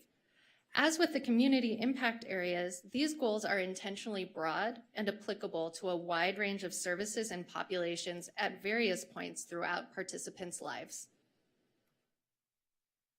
So thinking back to Mary Ann, whom we introduced earlier in the presentation, the meal delivery services Mary Ann receives promote not only the goal of food security, but the regular social interaction she has with delivery volunteers also promote the goal of connections between residents in their community.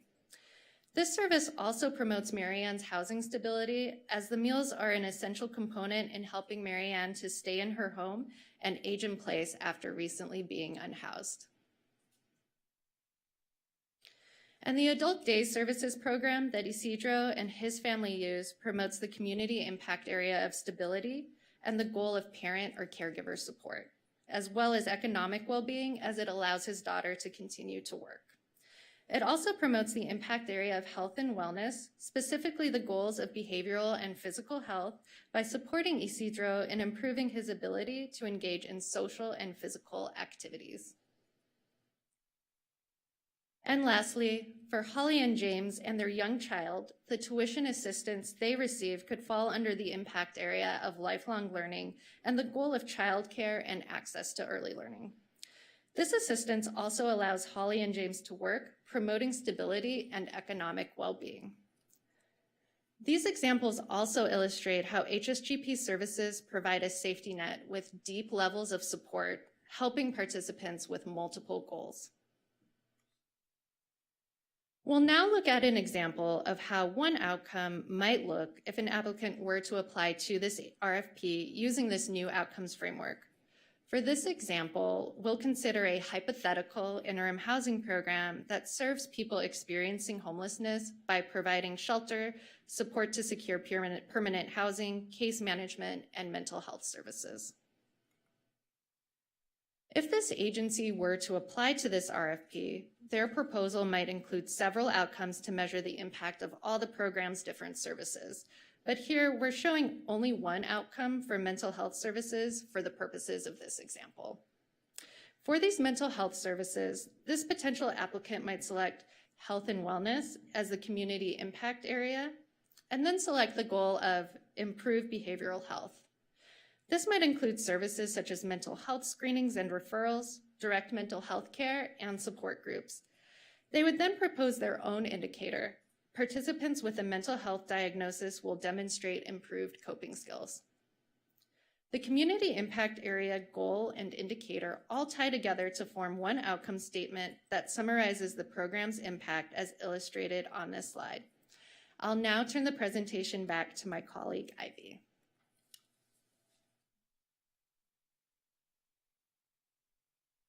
Thanks, Alia.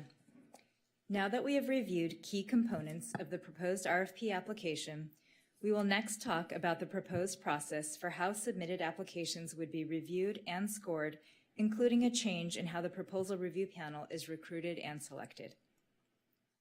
For the RFP review panel, the city is seeking a diverse group of experts in the fields of social services, financial services, nonprofit management, and equity and inclusion.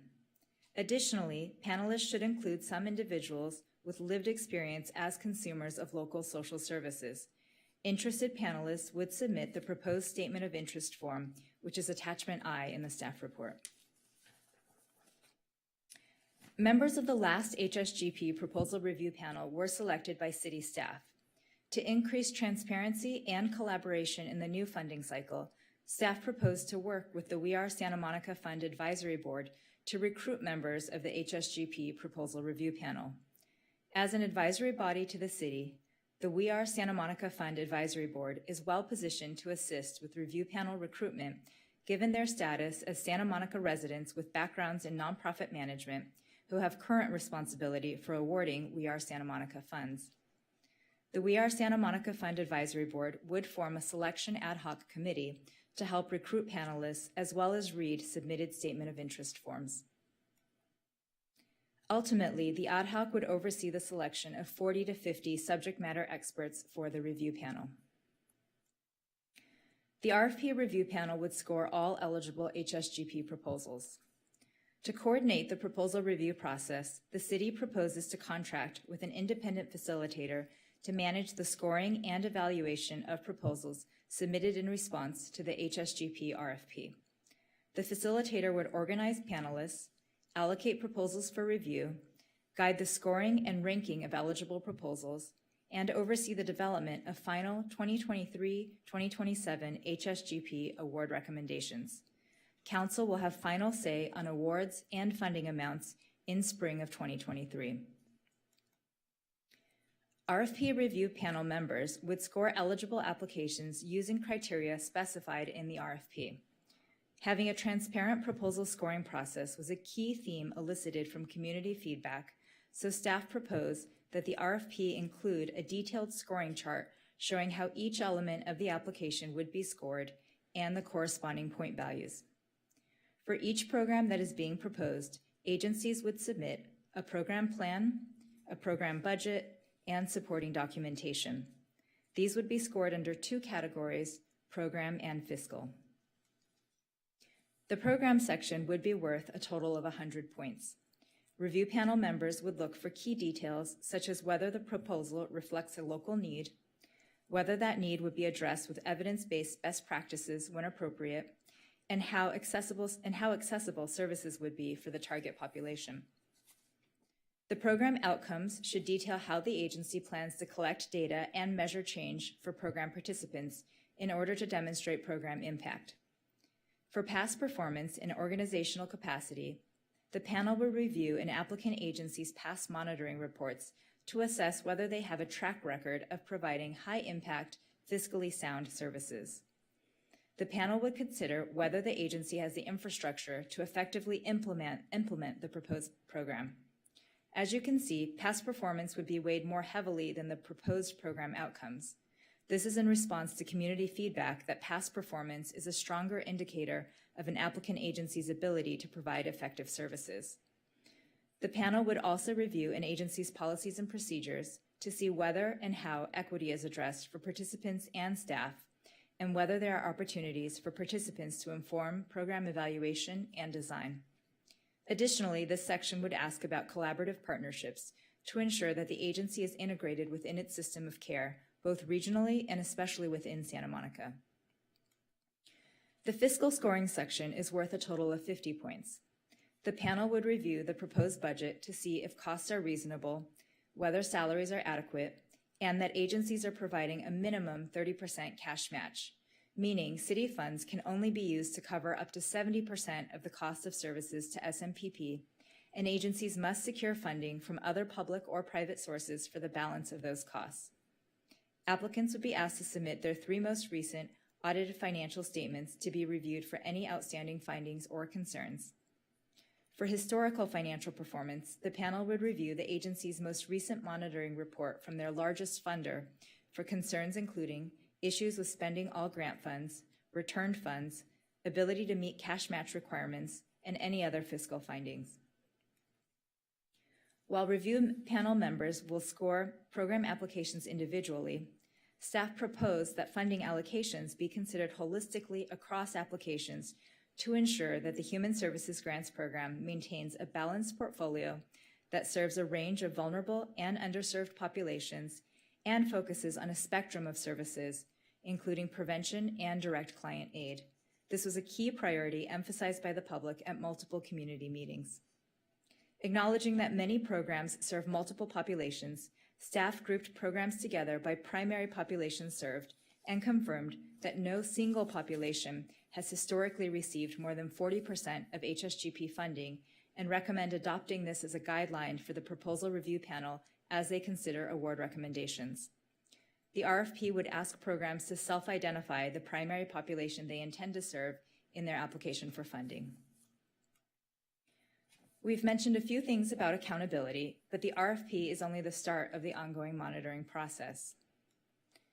City staff work closely with HSGP grantees throughout the grant cycle to review both program and fiscal components.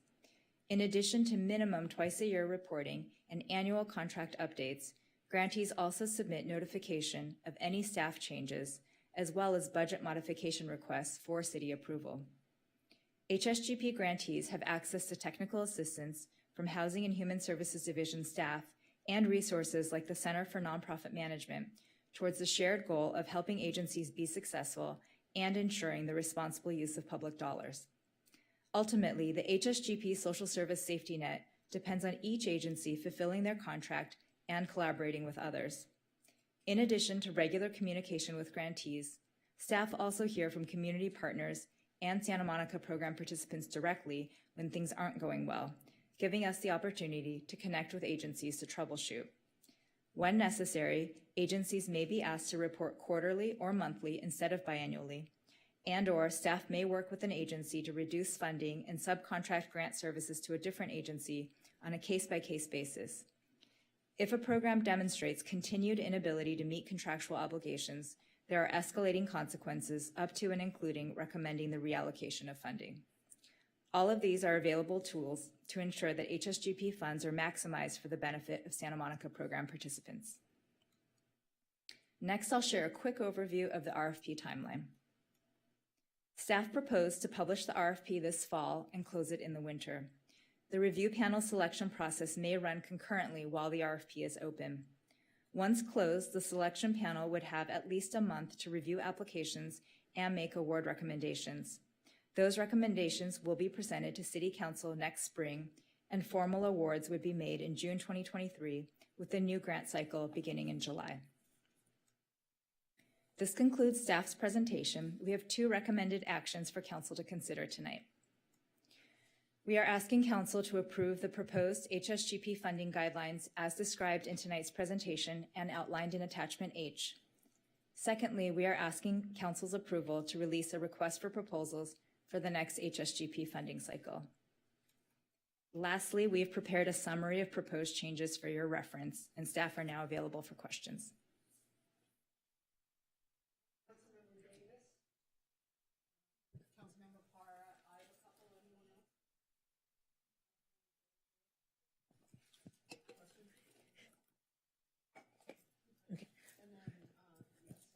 Thank you.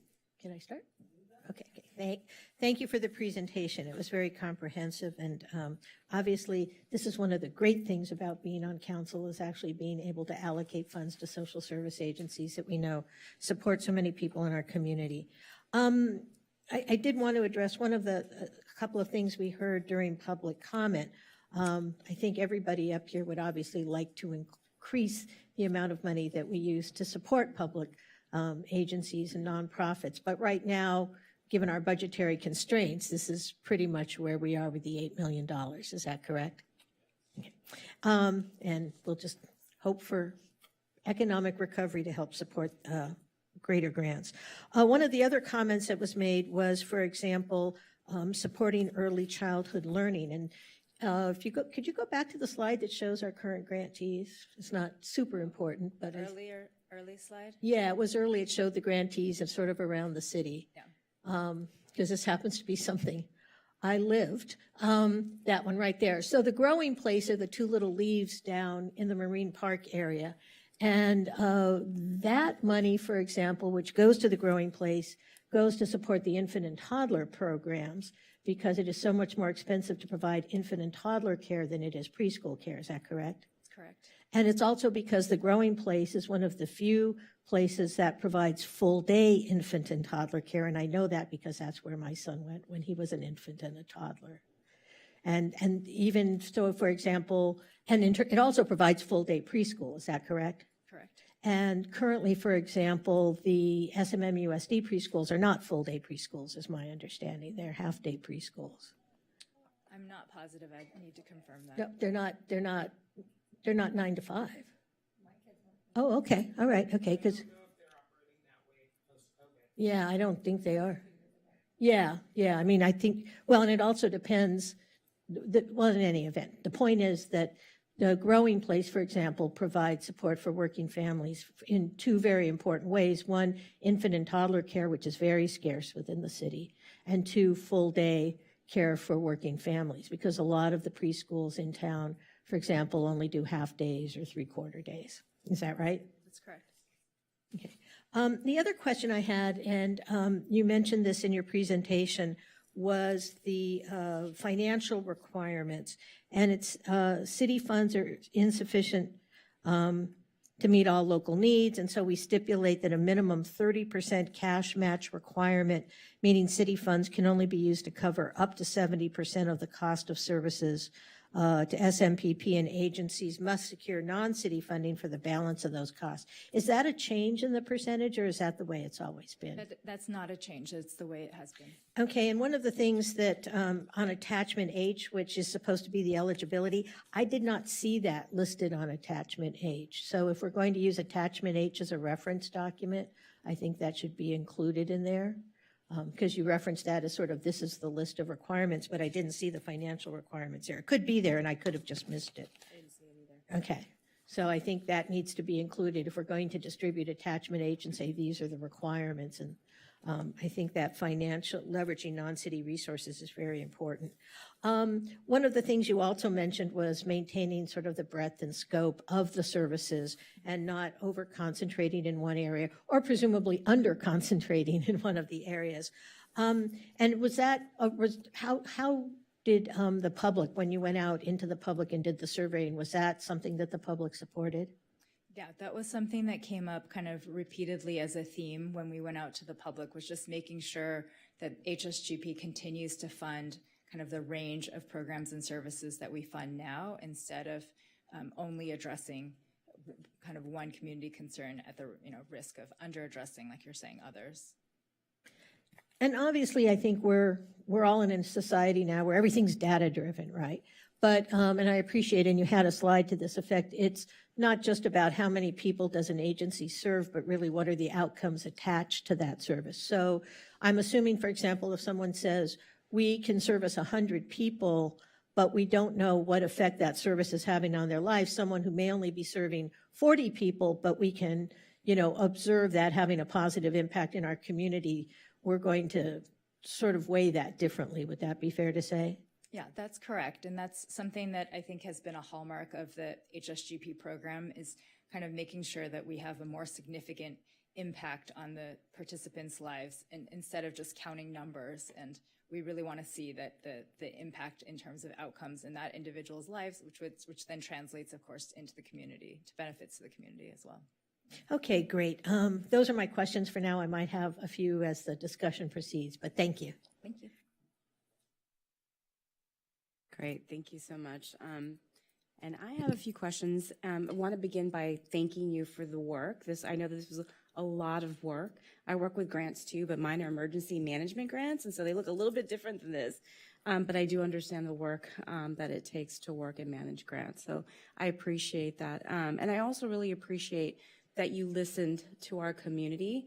That's really, really important because those are the emails, the bulk of the emails and phone calls and what have you that we had was around these three items in terms of, transparency, accountability and collaboration. And so I appreciate that this entire staff report was around those three topics. And so it was extremely meaningful to me. And so I want to thank you all, the whole team, for that. So it really stood out to me all the way through. And then I want to ask for forgiveness on my ignorance on some of these questions because I'm not very familiar with some of the rules and regs on 501c. So I'm going to ask some questions here. There was some of the requirements that were listed in terms of to be eligible. Oh gosh, there goes my notes. Hold on. In terms to be eligible. Oh, I just lost them. Hold on. They went away. Okay, I'll go back to those notes. Okay, different question. So I know that Moss Adams is reviewing or auditing the grant program right now. And so are you planning on waiting to release the RFP, so waiting to get those results back from Moss Adams to see what those findings are and potentially incorporating those findings into your plan or an RFP before releasing? That's a great question. So that process is currently ongoing, and the timeline is such that that report will be released and available to the RFP proposal review panel for consideration. So that Beforehand. will be taken into account, in the future funding recommendations. So what's been presented may look a little different Absolutely. than what is actually moves forward in terms of like criteria or procedure. I don't think that the timing is such that it will change our process, but what it will do is if there are concerns or challenges that come up from that review, then if those same agencies are applying for funding, right? So whether they're doing really well or there are challenges, those things will be taken into account by the review panel. Does that make sense? Well, I wasn't, I'm sorry, so maybe I wasn't clear enough. I wasn't talking specifically because I thought they were also going to not necessarily look at each grant recipient, but also how you're managing the program. So that's what I was speaking to in terms of like how you're managing the grant program. I thought that they were, if there was any specific recommendations and how we can improve upon it, I was wondering if those types of items or improvements would be incorporated into how we move forward. I think that there would definitely be an opportunity to incorporate that into kind of our ongoing monitoring process. And so that's what my question was. And so in terms of your framework and what that looks like, I wish I had my notes out in front of me because then I can tell you in terms of, your pillars, if you will, could that affect, what your plan, your framework is basically what I'm saying. Is that what you presented today going to look different based upon what those findings are potentially?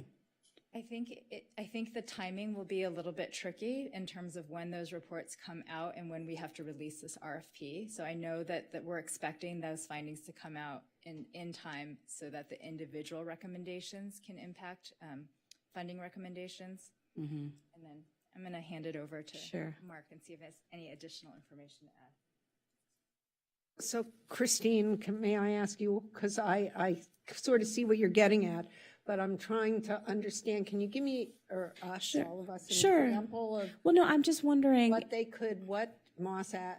I'm just thinking about what a finding could be, like not adequate supervision, and then we would want, is that what you're thinking Well, of? because remember, one of the things too that they said to us was that they may bring forward like some best practices.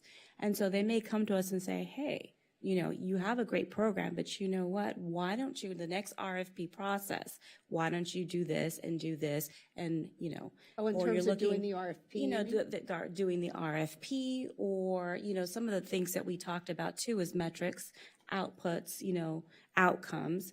What if they come back to us with best practices on what has been successful in other places in terms of managing a program? I just don't want us to prematurely create this, because it's amazing, but it could be even more amazing based upon some of the feedback that we get from, the auditors. And so that's That Thank helped you. me. That Thank you helped for me. allowing Thank me you. to, yeah. Thank you. So that Thank you helped for me, having and now this. I think we can get an answer. And so Good. Now I that's where I understand what was, you're doing. thank you for getting in my head.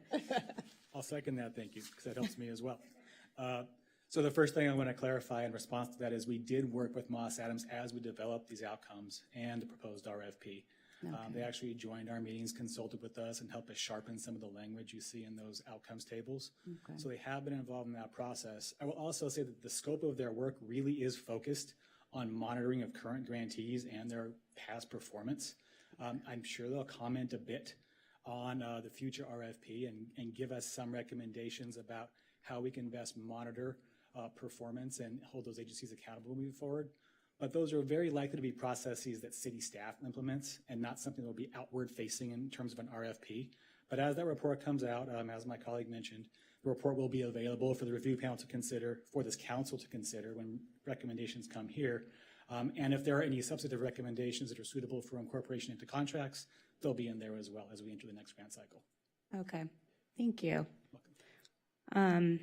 Moving forward, one of the other things that I saw here as well in the criteria on exhibit, let me open this exhibit.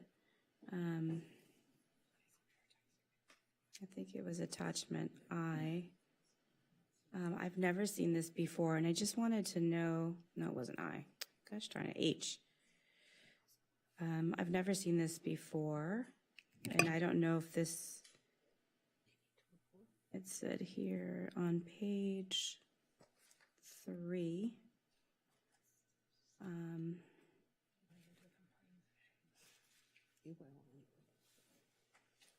Let's see. Okay, so there's an exclusion here that said that the city funding applicants agree that no city fund shall be used to teach, advance, advocate, or promote any religion or religious belief or practices, including any irreligious belief or practice. So does that mean an entity such as like Salvation Army cannot apply for this grant? This is specifically for the program that they're proposing that would be funded by Human Services Grants Program funding. So that program couldn't use city funds to promote religion or Not promote religion, but they're religion, right? But so it doesn't include or exclude agencies. It's really about how the funding would be used in the program that they're proposing. So then, so they can apply for it, they just can't use it to promote. Correct. Okay, got it. Okay, that's interesting. Good, thank you. And then, But can I just follow up on that? I mean, because, so like the example of Salvation Army, which uses religion in sort of their 12-step program for helping formerly unhoused people with sort of moving forward, that would not comply with this because that is a program. Agree that no city funds shall be used to teach, advance, advocate, or promote any religion or religious belief or practices. So they do promote religious belief as part of the sort of curriculum, I guess, to helping people overcome their prior situation. Would that exclude them? Exclude them. That particular program. Now, if they're doing other programs that don't have the religious component, say they're doing food delivery or something, or then that program, like if they wanted a grant for a food delivery program that doesn't pass out religious sort of things as part of the program, then that could, it's kind of like the Hatch Act and, you know, like federal funds could never be used for abortion, but Planned Parenthood could still get federal funds. Like, it's like that. Okay. So, no, they would not be able to use these funds for the program that they're currently operating with helping people who are like homeless. get off the street and rehabilitated, because that is a religious program. Yeah. Is it only, so I'm sorry, but I read this as that the city fund shouldn't be used, basically, as I see it, to proselytize either for or against, right? But if they aren't teaching you, you have to be Catholic, or you have to be I mean, if in other words, you could be a Muslim and be in their belief or practices. But It might, doesn't just say religion. might the difference be, for example, if, and I have some familiarity with the Salvation Army and some previous work I've done, that they may provide outreach services to homeless folks and work to connect them with services, but may not mention anything about their religious faith, their religious belief, or what motivates them spiritually to do that work. But at the same time, they're doing, right, this work of providing outreach. It would seem to me that that's the distinction that I think you're trying to comment upon. Yeah, for sure. And that's the tricky thing for agencies to do, because it can be such a fine line. Like in a lot of, just again, to use sort of a Planned Parenthood example, it would literally be like a different facility that did the thing that was funded by the government, and another facility on the same parcel maybe, but just like different buildings that were doing different types of work, to really separate taxpayer dollars from like all the other dollars. Okay. Thank you for explaining that to me. I just have never seen that before, so. Council, if I could, actually, that's not discretionary. The California Constitution is actually tighter than the U.S. Constitution on that issue, and public funds can't be used for religious purposes. But if the particular program has nothing to do with religion, for example, delivering food, then that's okay. Thank you. Thank you. And then I was able to open my notes back up. So when you're looking at the provisions of like qualified agencies, there was one that said, so they have to certify that they're in compliance with federal legislation, as well as non-discrimination hiring or provision of services in good standing. But one of the other things that it said, let's see here, is maintain an accounting system in accordance with generally accepted accounting principles, GAAP. So aren't those types of businesses usually have like a significant budget, like a budget over 500,000? Like those types of businesses are businesses like big businesses that maintain those types of systems? I'm going to defer that to our fiscal expert. Yes, Councilmember, that's correct. Generally, agencies are of a certain size. Currently, all of our grantees have a professional audited financial statements provided on an annual basis. It's been a requirement of the program for as long as I can remember, and certainly before my time with the city. And even a small agency, especially nonprofits, usually seek to do this. It helps a lot with fundraising, donors, trust, and accountability. And usually when an accounting firm is providing audited financials to an agency, they'll render an opinion on exactly this, whether or not the agency's financial statements are prepared in accordance with GAAP. So it's a standard that everyone is held to uniformly across the board, and one we would look to apply when we're assessing potential applicants. Okay. I mean, like I said, this is all new to me. It just, it seems a little onerous just for a smaller nonprofit. But, like I said, I'm new to this. I would speculate that regardless of our grant, most of these agencies are already doing this, if not all of them, independent of us. Okay, thank you. And I'm almost done. Table 1, where it is listed out. So Table 1 for fiscal year 21-22, it has our funding by primary service population, and it breaks down how much we've funded by percentage. And so it says the 36%, so almost 40% of the grant goes to youth and family. And then second goes 28% to people experiencing homelessness. 17% goes to underserved populations not otherwise specified.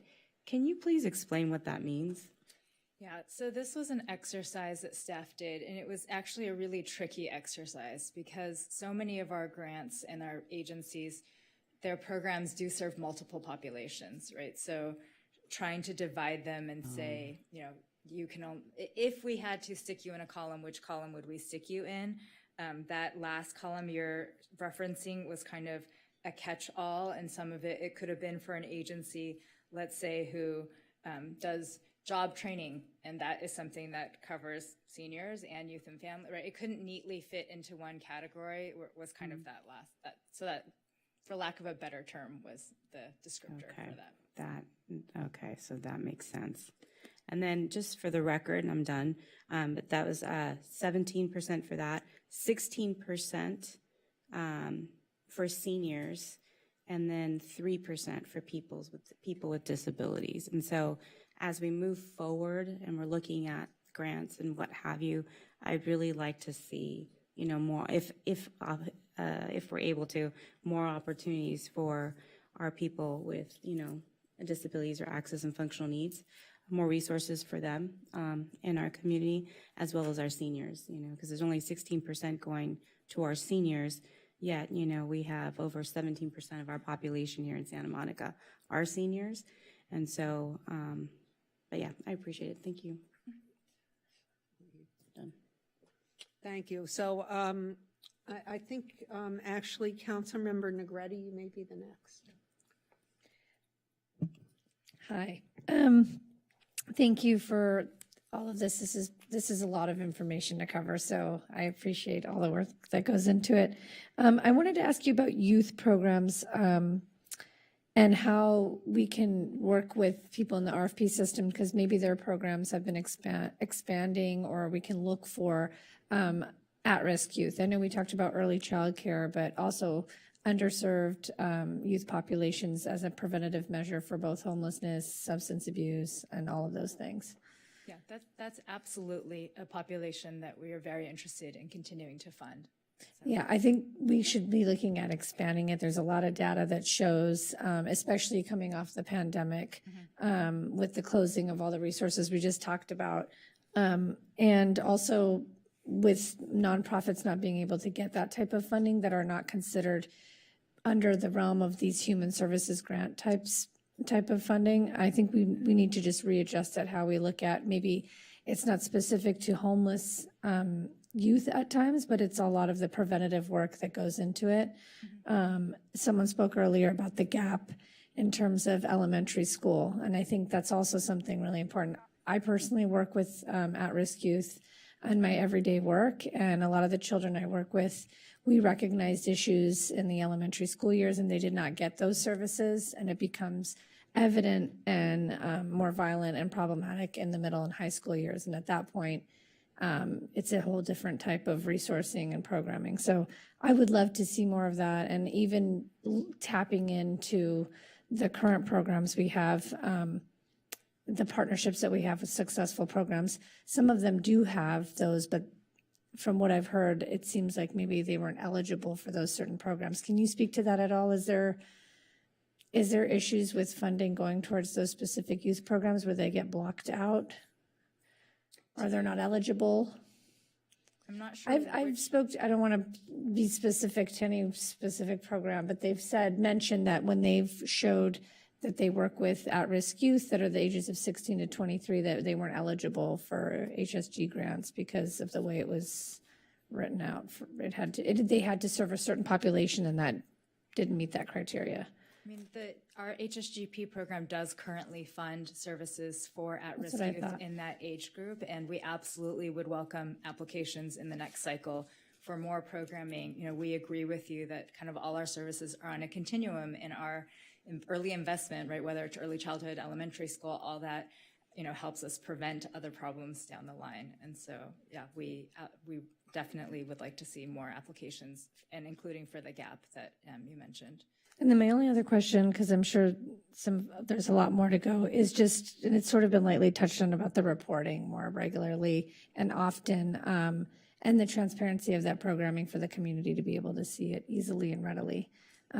I know it's hard for you guys to manage all these different programs and their own internal reporting processes, but if there was some sort of systematic way that the city was putting it out to the public so it was transparent, that would be amazing. So we did receive direction from council in 2021 to start making those reports public.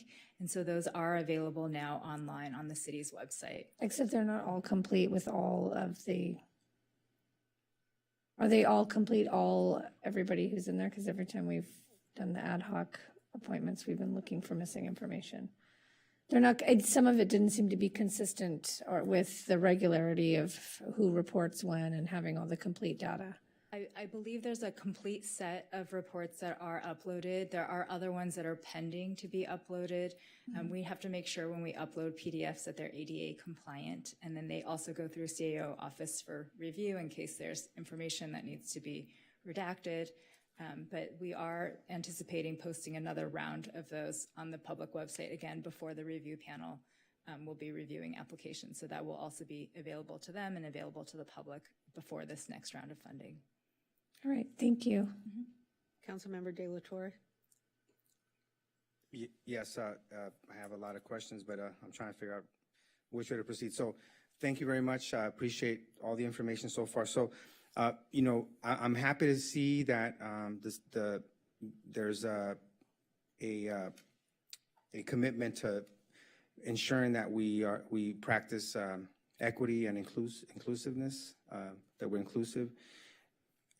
Along those lines, do you know how many nonprofits in Santa Monica serving people of color are currently run by people of color? We do have that information. We started to ask our current grantees. I mean, we don't have that information for all nonprofits in Santa Monica, but for our grantees, we did start asking for that information. And I believe it was the majority of our agencies. You're asking about the leadership of those agencies? Yes. And I say this because, there are some programs in the community that I think are worthy of being funded and supported. Some of them don't have the organizational capacity, like according to the criteria that you have, but they're very worthy programs.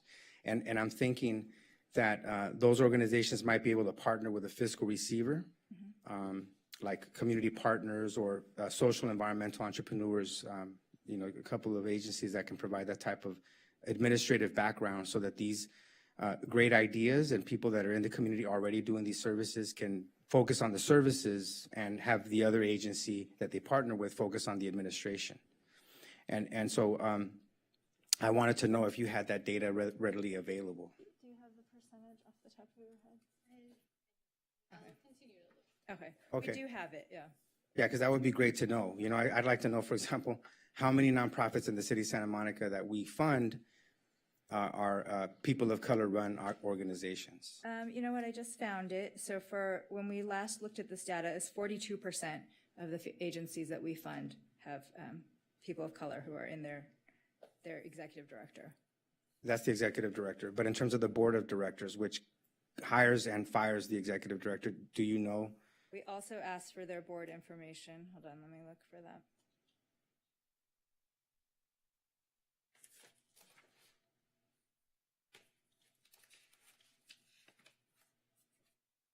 I may not have that, but we can get you that information. I know we've collected it. Okay, that'd be great. Apologies.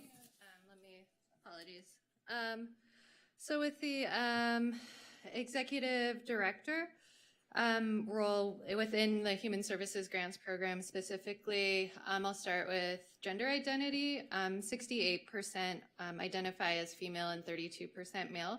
So that's slightly over the national average. And so with the national average being 60% female. And then looking at persons of color, 42% of the executive directors within the HSGP identify as that compared to the national of 21%. And in terms of board of directors that are majority people of color, board of directors, do you have that information? And you know what? That's the piece that we'll get back to you on. Okay, great. Oscar, may I? Yeah, sure. So there are people, but there are other things that, there are other factors that create diversity other than color and gender. And do we parse on that at all, or obviously on a voluntary basis, but, yes. We do ask some other questions, but it does get tricky, like you're saying, Mayor, because any data that we want to collect, then we're asking our agencies to ask their program participants. And so really it should be information that's relevant to the services that they're receiving. So I know we have gotten interest in the past in things like sexual orientation, and that may not be relevant when you're applying for services. So we've worried that that would be a barrier if we were to ask some of those questions, if it's, not related to the service. No, I understand, and that's why I'm saying, and making it very general, but I think we should be striving for diversity in all areas with all of our grantees, and particularly when they're working, in a particular area. But again, I wouldn't be proscriptive about it, but I do think that if people will tell us, right, and I'm not suggesting we require it, but I am suggesting that we ask it. Because I think a lot of people would be proud of that. Yeah, I think it's important for us to gather the data, because, for example, that was really good to know that you have that we're doing better than the national average, on how many women have opportunities to be executive directors of nonprofits. That's something we should be proud of. And I think, we also can see some gaps. I guarantee you that if you look at your board of directors and you break down sort of who serves on these board of directors, I would be surprised if 5%, of the organizations are majority people of color in those board of directors. I would just be surprised. But anyway, it'd be important for us to get that information. There's the different sort of major community impact areas that you identified: lifelong learning, stability, and health and wellness. I think, I know about lifelong learning. I was one of the first participants when that initiative was launched here in Santa Monica. So I know it's about education, and education at all levels, of a person's development. One thing that I'd like to add to that is, I mentioned it earlier when we talked about library services, that there are state requirements now. There's a state requirement for ethnic studies, graduation requirement. The school district also has a goal of 2024 to have that. What I do know is that because it's a new initiative, there's sort of a slow ramping up to that course offerings and development. So one thing that I think that'd be great, and a way that we can also practice more equity and inclusion and diversity, is if we look at nonprofits that can partner with the school district to strengthen those types of course offerings and programming. And I want to say this just on all sort of areas, the concept of cultural relevance, So with young people, for example, ethnic studies is one way that they see themselves in the curriculum, right, where they engage more. I mean, I've read studies that in some places where they've had effective ethnic studies programs in school districts, they've actually closed the achievement gap. And it makes sense, just like if you have historically Black colleges and universities, the success of those organizations or Hispanic serving institutions as well is because there's just, that's just part of the way they do business, that part of the culture, and so we can learn a lot from those organizations. And so I want to make sure that we include that in the lifelong learning aspect of the community impact areas. On the area of stability, it's really heavy on the especially on the examples that you gave, for nonprofits to sort of emulate around outputs and outcomes. They're on housing. There's a lot on housing and housing stability. But one thing that I think is, I know this council's talked a lot about, is entrepreneurship. We have a couple of initiatives that we're doing in the city. One at Virginia Avenue Park. There's a commercial kitchen. A $700,000+ investment that the city council has made on that. And then we have a mercado style, basically either low cost or no cost storefronts for business startups. But one thing I've learned about that is that if you don't have technical assistance, access to capital, then it's very challenging for people to start businesses and sustain them. So I think it'd be really important for us in terms of the economic stability aspect to really think about how we partner with those nonprofits that have experience in developing entrepreneurship, startup businesses, especially with people of color. I mean, this is on Pico Boulevard. My understanding is that there's a robust number of business owners, from the Pico neighborhood who are going to start those businesses, and I'd like to see those businesses succeed. We also just last night talked about a street vendor program, which is going to expand, and there's some opportunities there as well. So I think it'd be important for us to, in this impact area, to really think about a little bit more in terms of entrepreneurship, business startup, because I think this can really, give people an opportunity for economic development. And by the way, that's also a budget priority for us, is an inclusive and equitable economic recovery. So I definitely want to see more in that area. One of the, yeah. So we're trying to give them, I understand that they described, we're trying to give them something to move forward with the RFP. And the thing I wonder, I know that we're going to be talking about all of the things you're talking about when we look at, when the RFPs go out and come back. But what I'm worried about is what you're giving is direction about things that are hypothetical right now. No, I'm talking about like real life experiences, what's happening in the community I live in, and people that I'm surrounded with. I mean, in your community, that might not be a need, No, excuse me. What I'm saying is a little different. What I'm saying is tonight, we're talking about doing the RFP, and I understand you're. All right, criteria. So yeah. All we're doing now is, so if you, and what I was going to say to you, do you want to change these things and take votes on them? Because if we're going to make changes to the RFP or to the, form for reviewers or the number of reviewers or any of it, we have to vote on it, right? Because this is the staff report now, and so if we're going to make modifications, we're going to have to vote. And what I hear you doing is proposing things that are different, that are changes from here. So, for instance, So how would I propose? Yeah.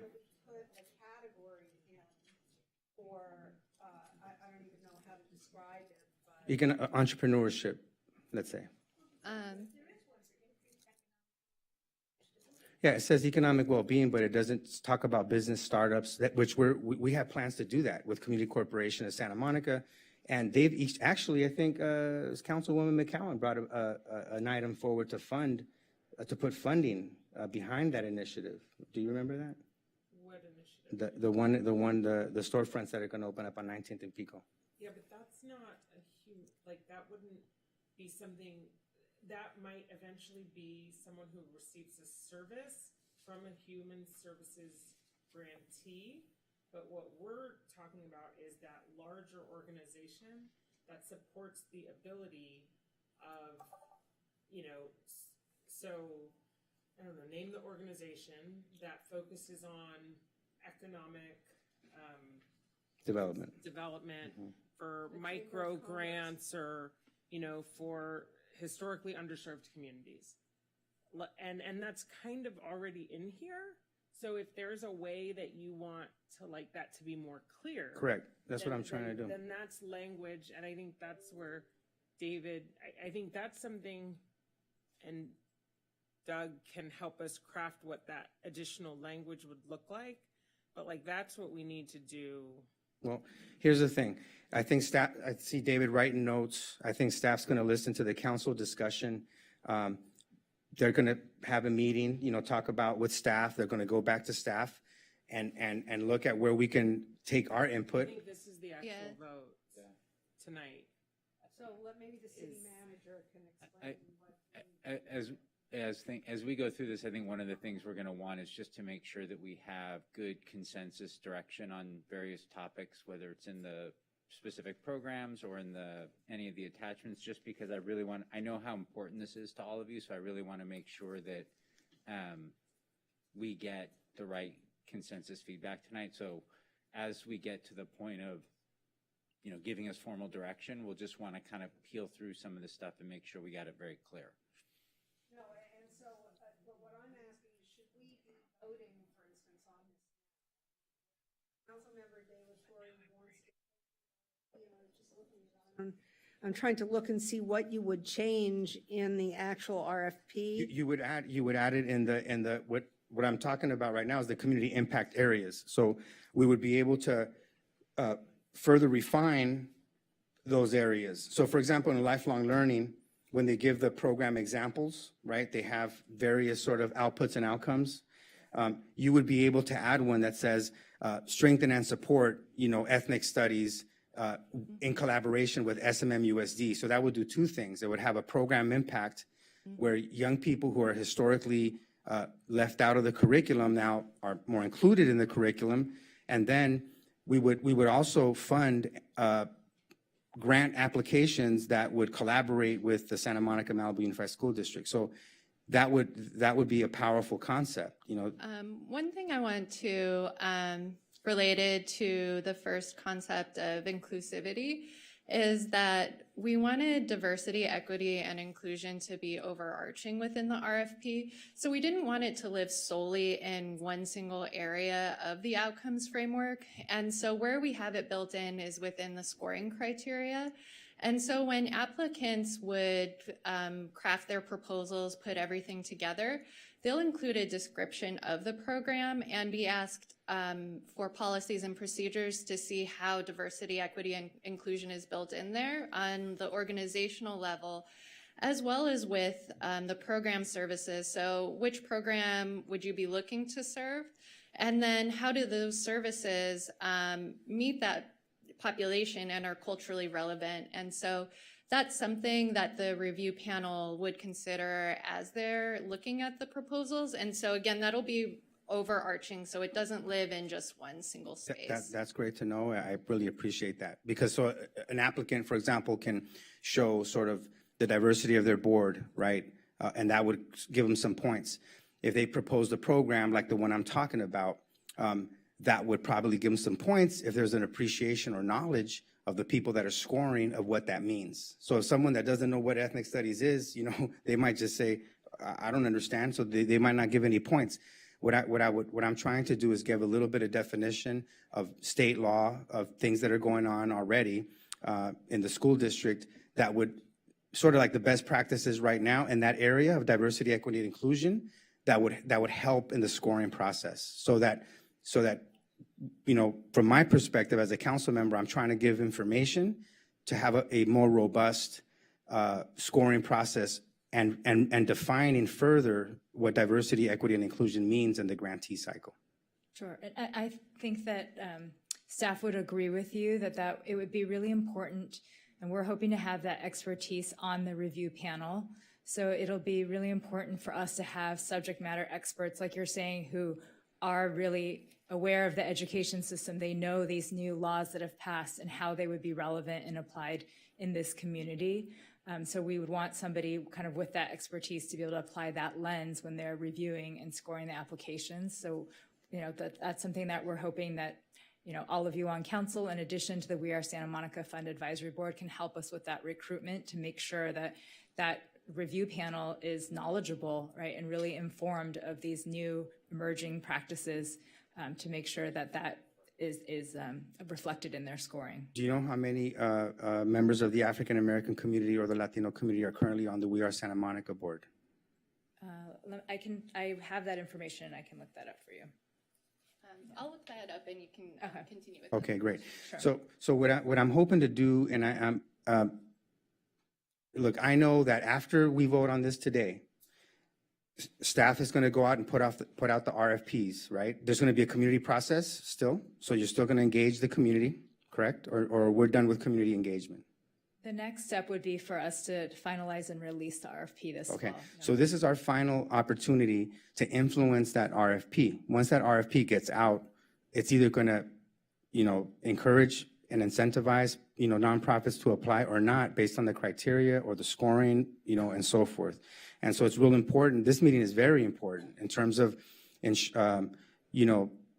putting information out there that will influence who applies and who gets selected to receive city money. And our job is to purchase services.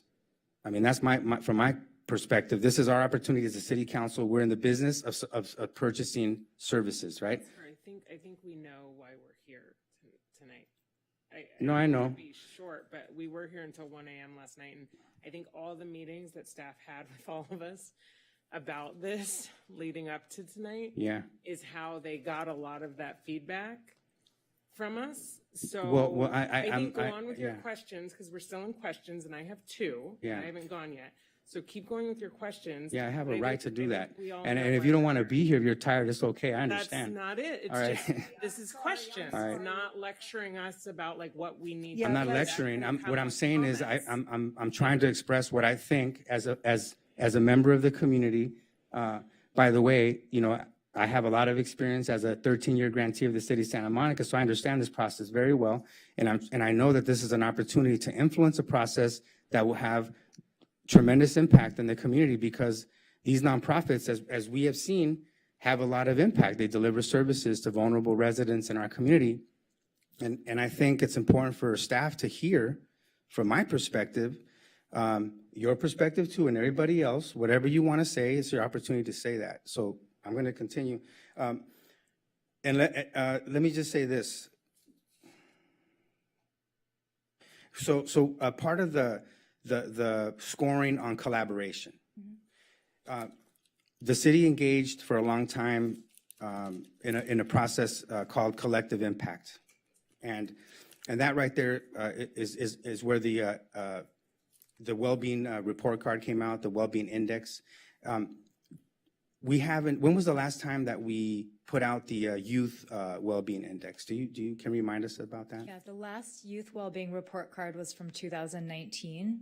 And so that's something, like you're saying, is we do in collaboration with our other local partners. And we are currently, there's been a little bit of turnover at the district, but we are currently trying to reach out to their new director of research and assessment to get updated data in order to release a more updated report card. Yeah, because it's an important report card for us to understand where the needs are, because one of the areas in terms of collaboration, like let's say, for example, a nonprofit organization that wants to provide tutoring services, let's say. If we put criteria forward that encourages collaboration, then that nonprofit delivering after-school services, and we'd say we want agencies to collaborate with schools, for example, then it encourages them to collaborate with the schools, identify those students or the needs of those students that are failing academically, and then deliver a service model, propose a service model that can meet those needs. And is that collaboration concept or the collective impact concept, is that something that we're still giving scores to or prioritizing?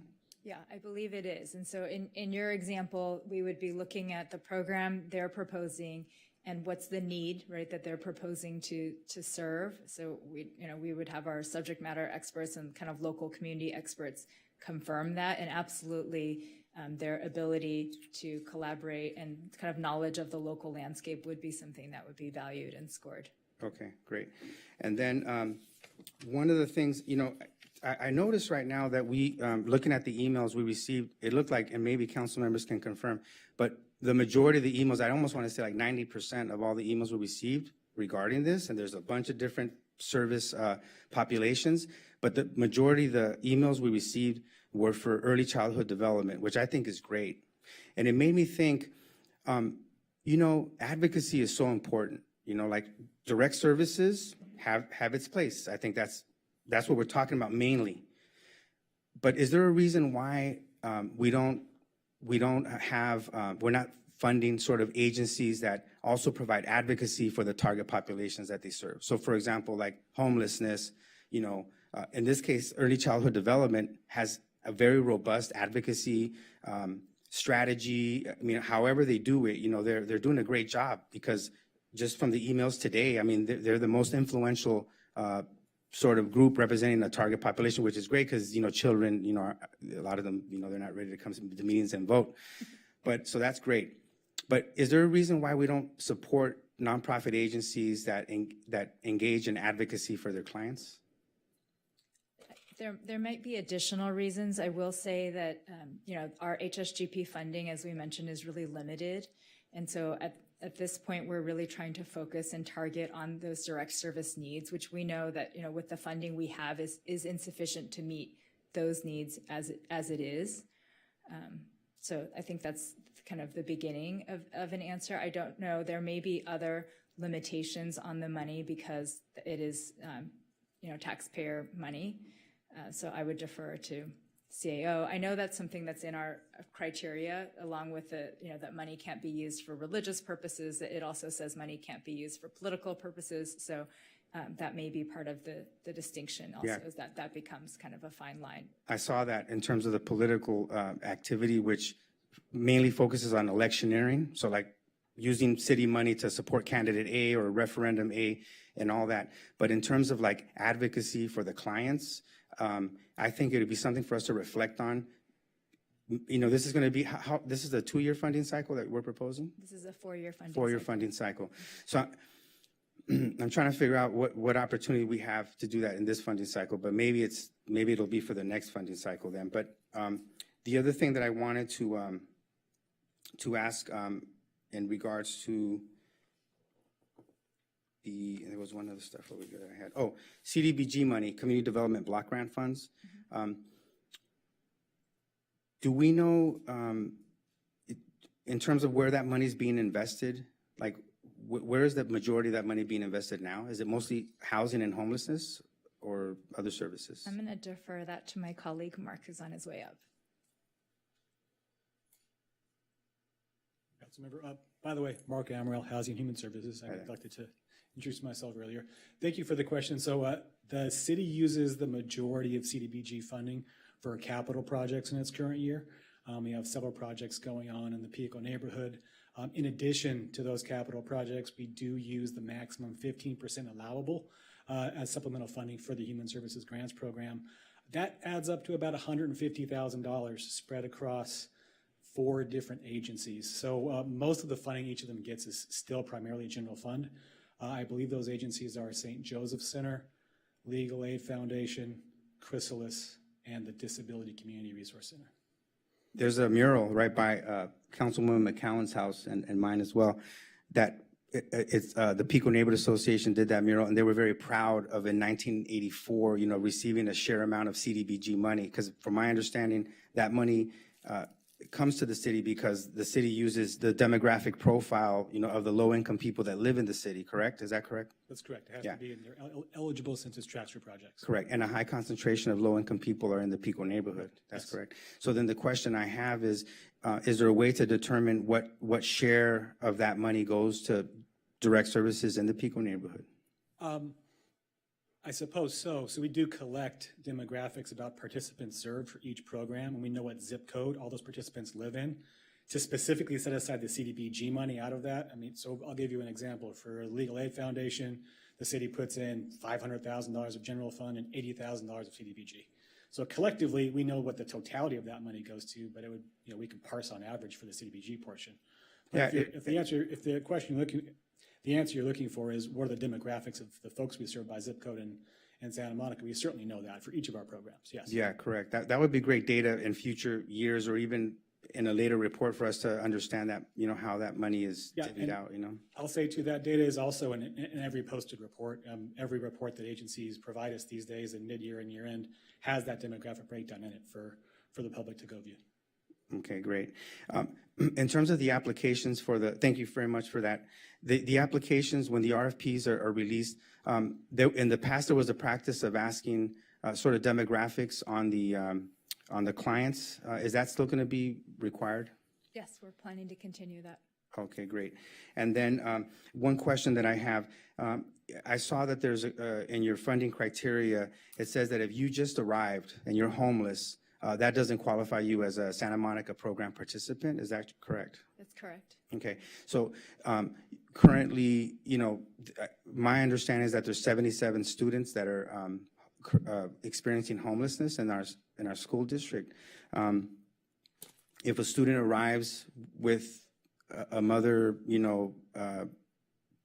to our doorsteps, enrolls in our schools, that student wouldn't be eligible according to the criteria. Is that correct? That is correct. And we do work closely with the school district, and we've kind of talked to them about that. And our understanding is that the great majority of the students that are currently homeless in the Santa Monica Malibu Unified School District did not become homeless in Santa Monica. Like you're saying, that maybe they moved into the area. So they would be eligible for either regional funding or funding in their city of origin from where they last became homeless. And I would say it's not because we don't want to serve them. It's, again, just goes back to our limited funding. And so if we were to serve all those families, then we wouldn't be able to serve other people who do qualify under that SMPP criteria.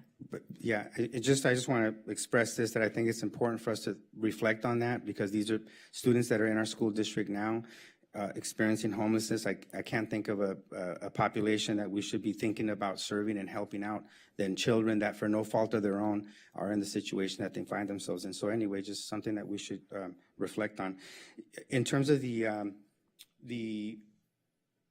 economic, well, it says stability, but maybe we should have like housing and economic stability to make it more clear. But in any case, I don't see anything around job and workforce development, and in particular, like connections to like pathways. Like for example, we have Silicon Beach, right? Those are like that's an important industry for high-paying jobs. And I was wondering if staff talked about sort of, you know, what we can do to connect our youth, or even, you know, adults that are looking for jobs, or work in collaboration, for example, with Santa Monica College to prepare Santa Monica residents for careers in the high-tech industry. So that's a really interesting idea, and thank you for that. Within this framework and the way that the proposed RFP is structured, a program like that would be able to apply. It would fit within that increased economic well-being goal under stability. And then within that next section of the example indicators, they could specify further to be more specific about their own program. And again, looking at the broader criteria on the face of it, they would be able to submit that proposal for review. Okay, that sounds great, because I think that's a huge opportunity for us. The other thing that I guess I like the idea that we're leveraging city funds, 30%. It used to be 25%, but that's great. So that means that with the $8 million that we invest, we'll be bringing in like $20+ million of funding for services in the city. I think that's a great sort of principle. And let me just make sure that I don't miss out on the, one question. So we're looking at past performance as a way to score, right? And to give, it's like 50% actually, it looks like, past performance. And I'm thinking to myself, you know, what are the, you know, just if you look back to like the past 3 years, which is usually kind of what you're looking at. I know that's one criteria for fiscal sort of effectiveness, you know, and management and so forth. But I'm thinking in terms of program effectiveness, to look back in the past 3 years, it's tough. You look at certain nonprofits and it's like some nonprofits were closed, you know, for the past 2 years. Some nonprofits are barely opening their doors again, you know. How are you going to handle that situation, sort of the impact of COVID on these nonprofits, especially those that didn't have the benefit of receiving consistent City of Santa Monica funding without, you know, like those organizations to me are at a disadvantage because they were not receiving consistent funding. And those organizations that depended solely on like private and foundation funding, from my understanding, had a really hard time, you know, because everybody, you know, took a hit. And even to do a fundraising event, like for example, where these nonprofits rely on like an annual dinner, for example, they weren't able to host it, you know?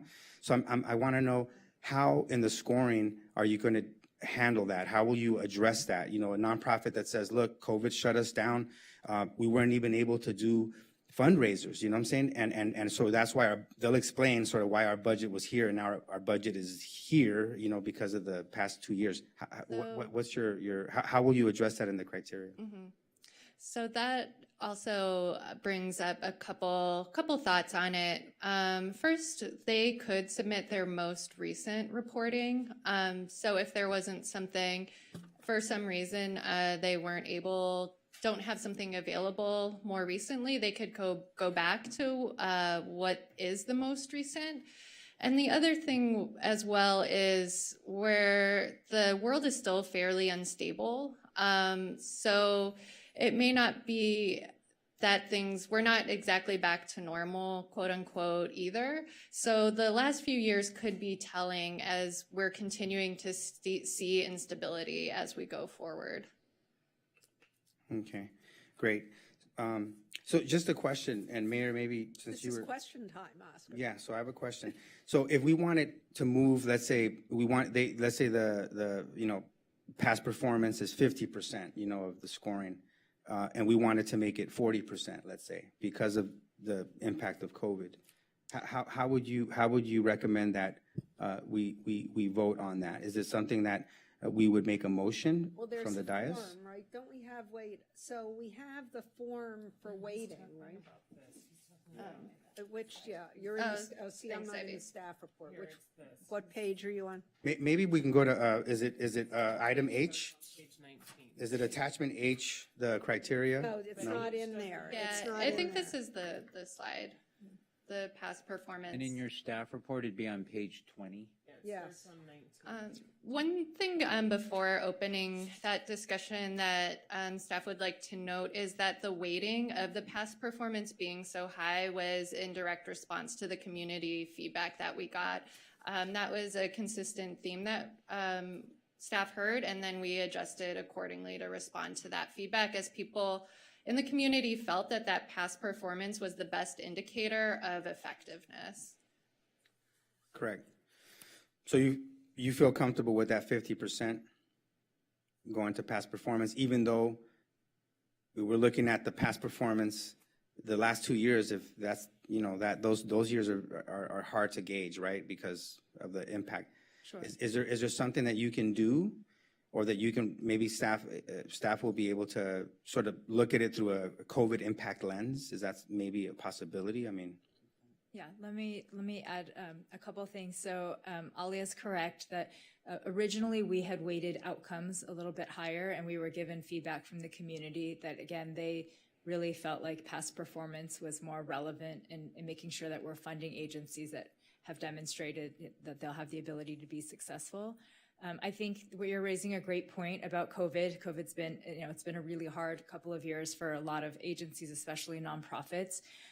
For me, that's something else that I really hope that our subject matter experts on our review panel will be able to bring in that lens and take that into account as they're reviewing applications. And I hope that the agencies, like you're saying, are transparent about, look, maybe our outcomes weren't as high as they typically were. This was a deviation for us because of COVID. And if we have, these subject matter experts on the panel that can understand what that means, then that can be taken into account. Okay, that sounds good.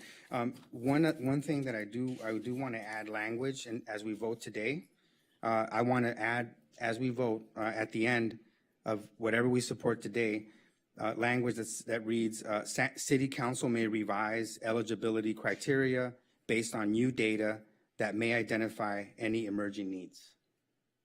Would you have a problem with that if we added that language? It says City Council may revise eligibility criteria based on new data that may identify any emergent needs. For example, we end up with a monkeypox outbreak, that is horrendous. We might have to have an emergency and say, we're looking for organizations that we're going to fund that are going to help with this outbreak. I think what you're speaking to, council member, is just making sure that we have the flexibility to be able to pivot if, we, like you're saying, face a pandemic or something else that's unprecedented. So what we have built into our programming now is we have these annual contract updates, and even between contract updates, I would say that COVID has been a good example of this, that when COVID-19 hit, we were in the middle of a grant cycle. It didn't mean that our grantees just continued to do what they were doing before COVID, right? Many of them pivoted and changed and adjusted their services. And so there is kind of a built-in opportunity for them to do that in consultation with city staff to make sure, again, that they're still meeting the targets and the outcomes. But some of those outcomes did change as a result of COVID and the environment and the need. So I think that's something that we have that ability currently. So you would be okay with that language being included? So I think what I heard from your proposed language would be for the agency eligibility criteria. Correct. So I'm not sure how that would work if we were in the middle of a funding cycle where we have, agencies that had already been selected and funded with council approval. Well, council, are you talking about changing your mind after approval of the grants or between now and the time that the grants may be approved? In other words, if a new emergency comes up between now and next June, Yeah, correct. do you want the flexibility to alter the criteria based upon the needs at that time? Yes, and to have city council to have some authority on that. If so, then that language would not hurt to put people on notice that that may happen. That's what I'm saying. If we approve that, then it puts people on notice that that's a possibility. Correct. But let me just throw When- one hypothetical, because this is where I'm a little bit stuck, is the eligibility criteria will be folded into the RFP. So people will submit based on the eligibility criteria and then will be subsequently reviewed.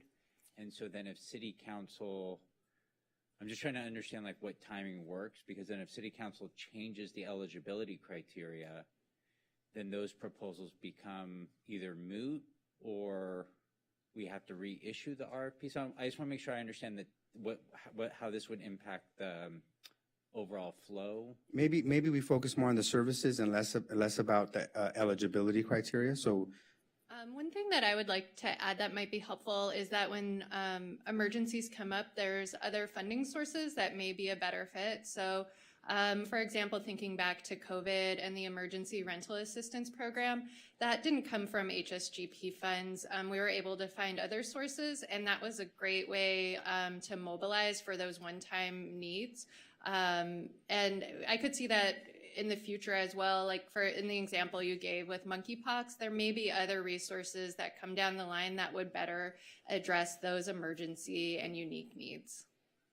So maybe we focus on outcomes, like service outcomes instead of eligibility, because after the fact that you fund an organization, you can sit down with their boards and executive directors and say, look, we have new data, emergency needs, and we'd like you to see if you can address those needs. I'm smiling because that's part of what would be part of the process. And with the annual, we look at staff look at contracts annually, and that's something that they would look at, talk to agencies like you're saying. And so again, drawing back to COVID, when all of that was going on, there were a lot of conversations between staff and the agencies to adjust those contracts and outcomes to better fit the needs of the community at that time.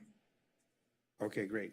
I'll yield my time to whoever else wants to speak up. Okay, so I just have two questions.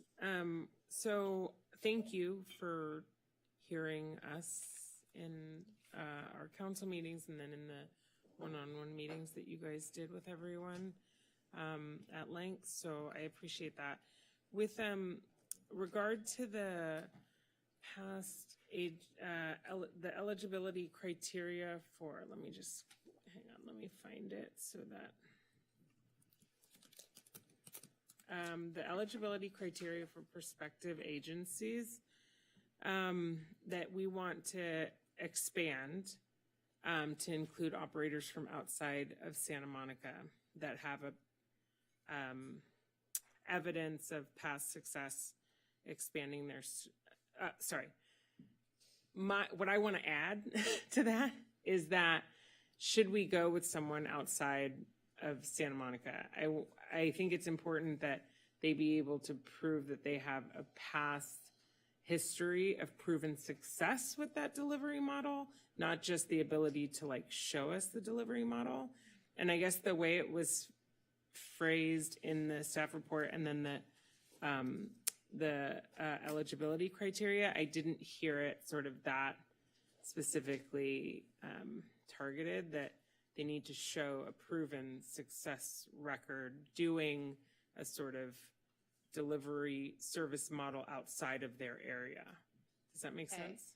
I think so. And let me start and tell me if this helps address that. Okay. So I think this is really where that past performance piece comes into play. And so that's what I assumed, but it wasn't like that. It wasn't perfectly clear to me that that was going to be part of the new model that they're proposing.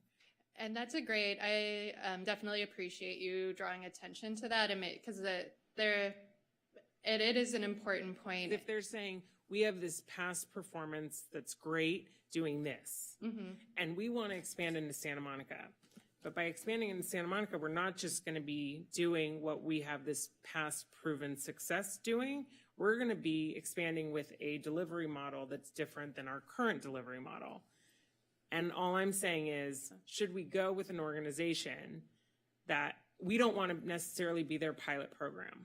I don't view Human Services Grant Program as necessarily pilot program grantees. And so that's what I wanted I think that's a really interesting question, and there's a few variables that might come into play. And in the easiest example, there could be a really straight through line of a service delivery program that really maps on very neatly here. We would also, or in their proposal, applicants would also talk about their plan to locate here.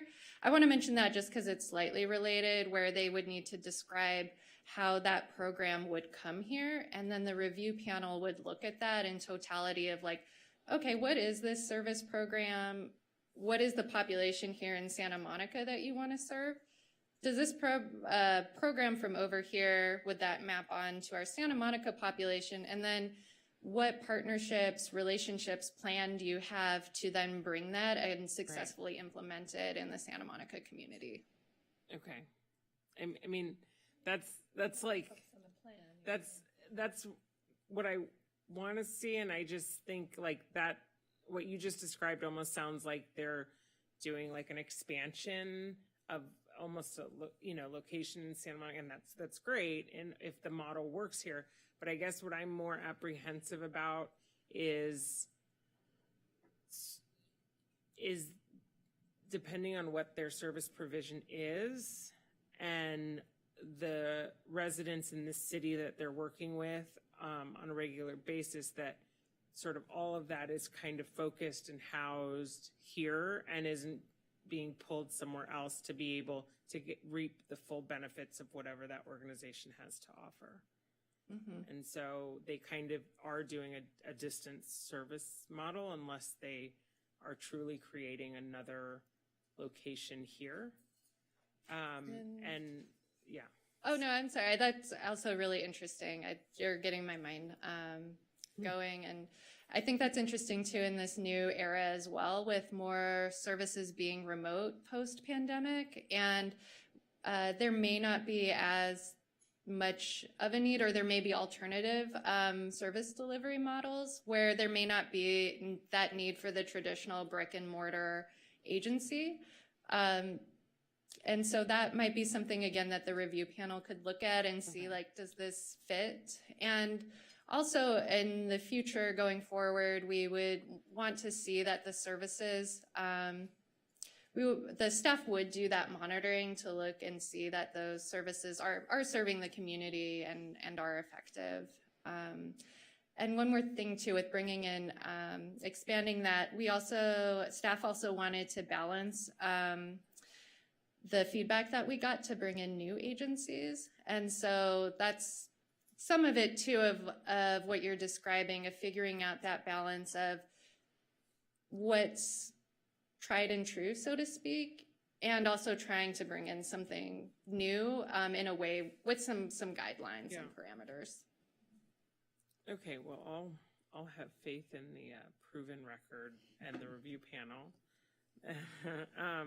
And then a lot of sort of my other questions, I think, were covered in different ways, but I did want to, I think Councilmember De La Torre had an interesting question about sort of the ability of organizations to do advocacy, not in the 501c4 sense, but just in the like general advocacy of people to sort of activate and be part of and expand the reach of the organization within this community.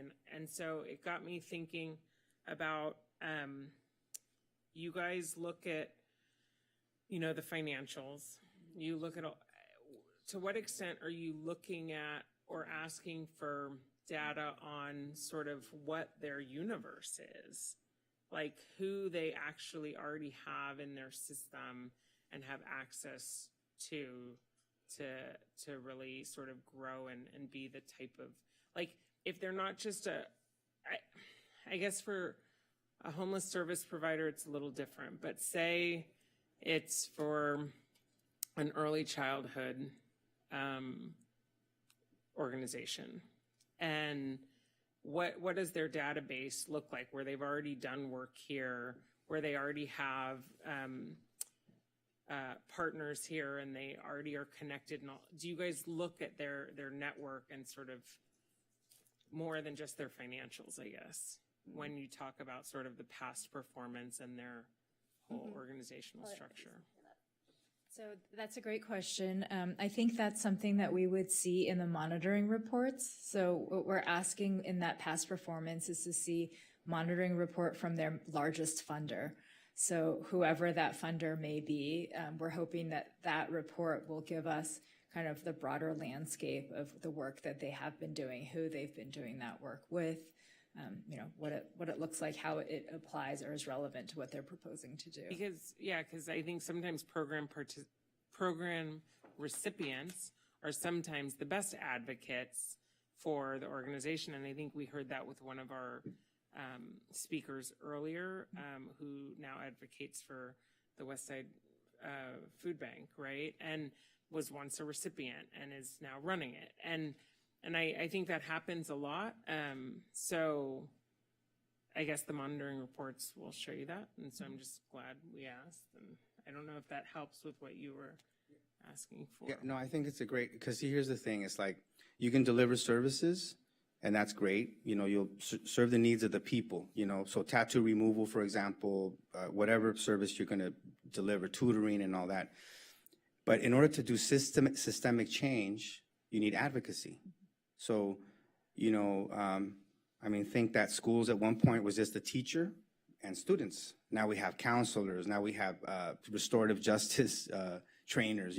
There's all these new, and the reason why that happened is because the public education activists, parents in particular, started advocating. The fact that here in this school district, Gleam Davis knows this very well, here in this city, we give a tremendous amount of city money, through parcel taxes and direct contributions to the school district. Our public education system would not be what it is right now without advocacy. Like direct services would have never got us there. It was the advocacy that made the difference. And so when you look at programs and you look at the leadership development, for example, I worked in the youth development space. What changed the Pico neighborhood around gang violence was not services, it was advocacy. Because we impacted the public education system. We impacted the political system in the city. We impacted a whole lot of things when we taught people how to speak up for themselves. And that leadership development piece is so critical if we want to transform communities. If we want to deliver services, you deliver services. But if you want to transform communities, you have to engage in leadership development and advocacy. And I've always been looking at this now from the city council member's perspective. I've always thought that there's some fear in that. There's some fear in like having somebody, become a leader and now, advocating for certain resources. I don't know why we don't do that. I look at the impact of the programs that are very effective in our city, public education being one. But then you look at also like early childhood development, which all of us on the dais experience today. The most effective advocacy came from those parents and those advocates. And so that tells me that service model encourages that, and teaches people that. And they become self-sufficient, and over time they extract more public resources and funding for those services. And then you transform that community. Like children will have a robust service plan. And even though there's 140 people on the waiting list now, it just has that impact. So I was just thinking on that concept, on how we can encourage that, in our service models, right? And incentivize that. Our opportunity in this process is to incentivize that in the RFP process. And so that's why I brought it up. But I appreciate, what Councilwoman McCown is saying, because I'm interested in systemic change. I'm interested in transforming, people from being victims to becoming agents of change in their own lives and in their own communities. And so I know that's not what we're funding. We're funding a service model, but if we get to a dual approach of direct services and advocacy, and we can sort of put benchmarks and outcomes in the advocacy area, that's just as important, or even maybe less important as direct services, but give it some relevance and importance through this process, we're gonna see more individuals like, the young woman that came and said, hey, I used to be homeless and now, I'm running homeless programs, or I used to, receive these services and now I'm running those services. So anyway, just something that we should consider, moving forward. If we're not gonna do it now, like staff should take note of that so that we can, really think about that systemic transformational change in the service populations, Thank you. I'm good to move this. Well, no, because Phil and I have a couple questions, and I thought you did. I did ask questions, but this whole colloquy here has raised. Well, we're going to have discussion too, so. But anyway, Councilmember Brock, do you have questions? Sure. First, I hardly ever say this, but thank you so much for the work that your team has put in. It's really appreciated, and I think it's extremely thorough. So thank you. I have a couple of questions, and most of these will be relatively quick and easy answers for you. How much difference is there in this potential RFP from the RFP back in 2015? I'm going to go back to our last slide because I think that's the best kind of Yeah, I just wanted to know, overview. have we really, it appears that we've really done the work to help transform this RFP and make it something that will work through 2027. But tell me if I'm right in my assumption. Yeah, that was the goal. The leading question for me. Thank you for that. That was absolutely the goal, is to make sure that we went out and we engaged with the community and we brought in that feedback to kind of improve and evolve the grants program without kind of, throwing out anything that was working and is effective. So that absolutely, I think this slide kind of highlights the things that we're hoping to kind of move forward on to address the community feedback we heard. Even though this program will be somewhat static for 4 years, I hate the word static. So I love more the word nimble and innovative and imaginative. And I think, as Councilmember Delatorre said, transformative. How do we achieve those 4 words in this next RFP? I think that's a great question, and we are really trying to focus on, the reason that our funding cycle is 4 years long is to provide stability, right, to the program participants who are in need of the services. And I think it's important to remember that once an agency is, selected and funded by council, it doesn't mean that they're locked into the outcomes and the goals that they proposed initially for those 4 years, right? So we kind of described a process where staff are meeting with our agencies quite regularly, which I'm sure any agency would readily tell you, to really work with them, like you're saying, to be responsive, to be nimble, to be innovative, because we want to hear, how are you adjusting to changes that are happening in the community? And I can give you an example. We currently fund school-based mental health services, right, in our school district. And, everybody knows that there's major water mold remediation happening at one of the campuses. So we went to our agencies who provide services previously at that campus and at the other campuses where those students were displaced. And we said to them, you need to make sure in your new exhibit for this year that you address, that you specifically tell us how you're going to make sure that you're addressing this new need that nobody anticipated, right? We didn't know at the start of the funding cycle this was going to happen, but now that it's come up, we need to we need you to demonstrate how you're going to, address this, and then they did. So your team will help enable nimbleness. Correct. We will help ensure nimbleness. Yes. All right, and that's really important because we also know from looking around the nation and around the world right now that the ways of helping not solve homelessness, but help work with those people who are homeless, those people who need help, is changing. And we're seeing best practices from different places around the world. I was told this morning that I need to make sure I look at something that's going on in Finland, that there are things everywhere. So I want to make sure with our RFPs that we're looking for non-traditional practices that, yes, may, and that goes to the putting 50% stock in your past performance and only 30% in The proposed current. outcomes, yeah. Yeah, and my concern there, program summary, proposed outcomes, and past performance organizational capacity, while the last segment of that is really important, but I want to make sure we don't neglect the fact that someone may come to us with an innovative program that they've developed, and we don't discount that either. And that's of concern. I'm really concerned that we look at new solutions, better solutions. When we're talking about the review panel, my questions there are, residents have been very concerned about making sure that that part is also transparent. The selection of the panel, how the panel will work, will be as transparent as possible, knowing at some point it can't be because they have to be cloistered in order to actually review these things.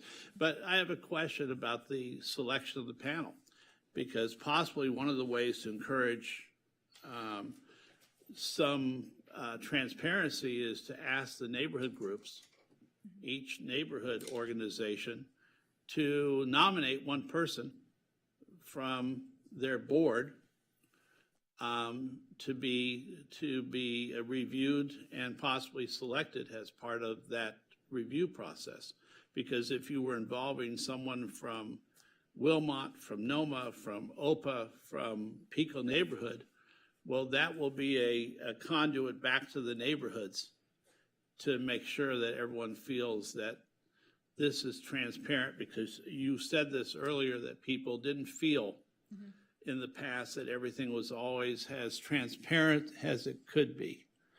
And that's where people, I think, became concerned not only at the length of the current RFP, but also the fact that they thought that maybe some of the providers were able to coast more than they should be. So I would recommend that you look at asking for nominations from the neighborhood groups, as well as from the foundation, as well as from everything else. But I think that would be a really good way to encourage that transparency and make sure that the community feels really connected to a process that will help them. I have another question. Define disability for me.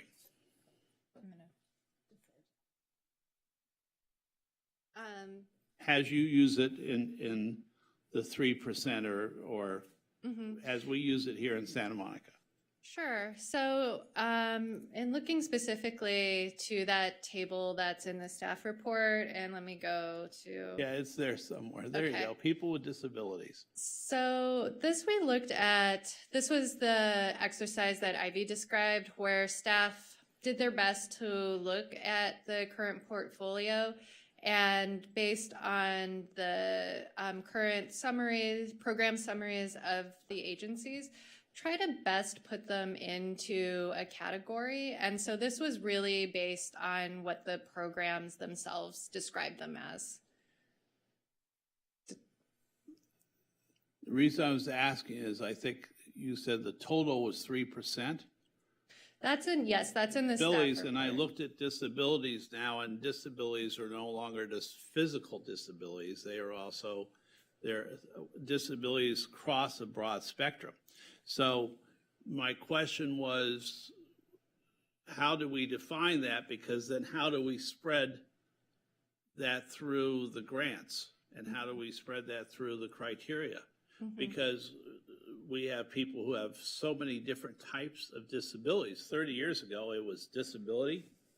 All right, you were, you walked with crutches. That was your disability.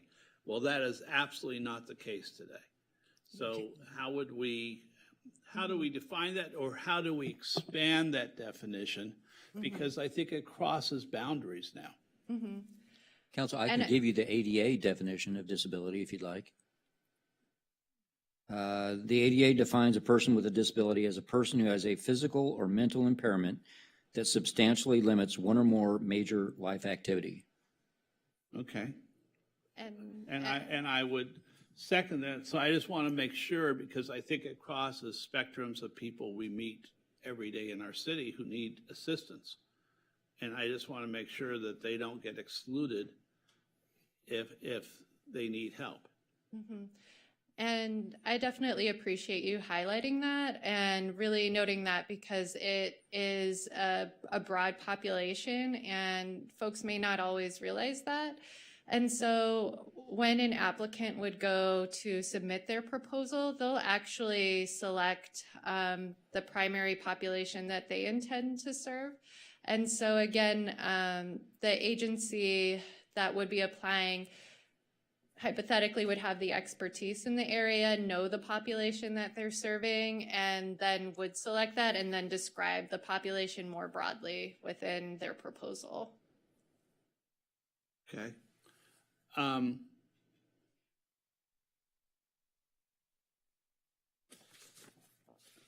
going to look at and say, I started off by saying I thought you did, your team, all of you, did a great job with this. No, thank you, Really Councilmember comprehensive, Brock. it's really complete, and I thank you. Thank you.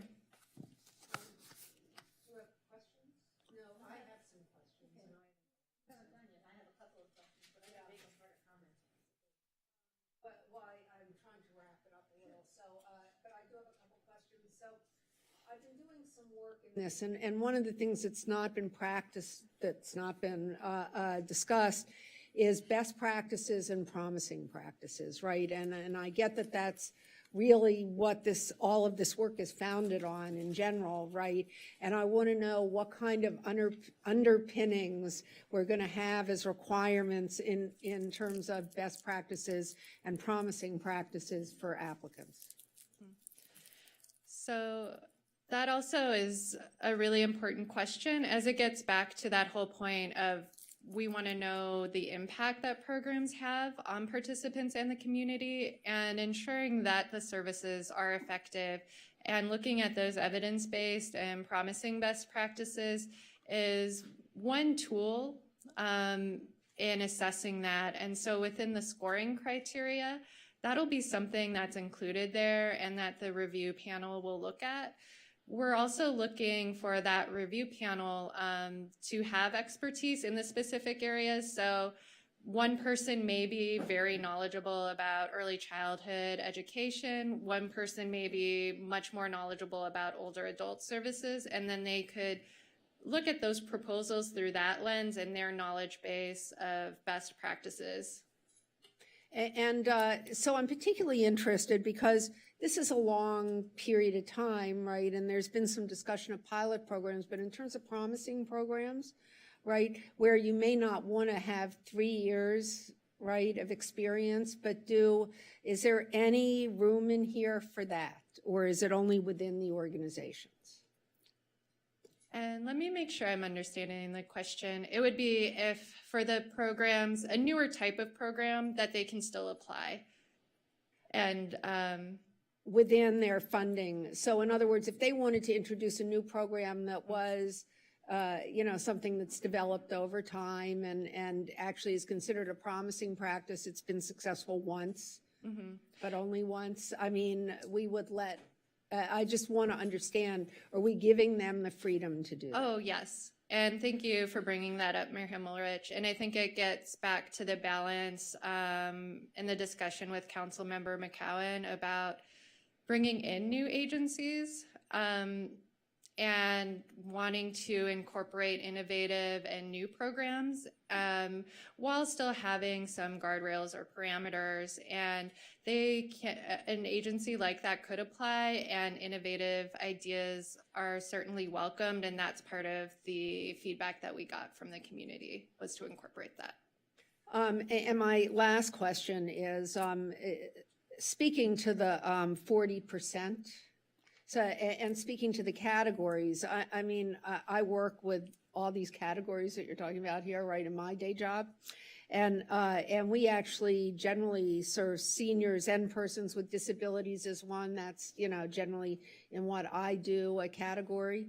But I see a lot of overlap in all of this. So you have, in other words, the people that we serve are generally all of these categories with disabilities, with, you know, whatever it happens to be. So even we have categories of experienced homelessness and people with disabilities, right? But those have a lot of crossover, seniors, youth, and families, and other underserved populations, right? So I think the 40% is sort of a fiction. You can tell me if that's wrong.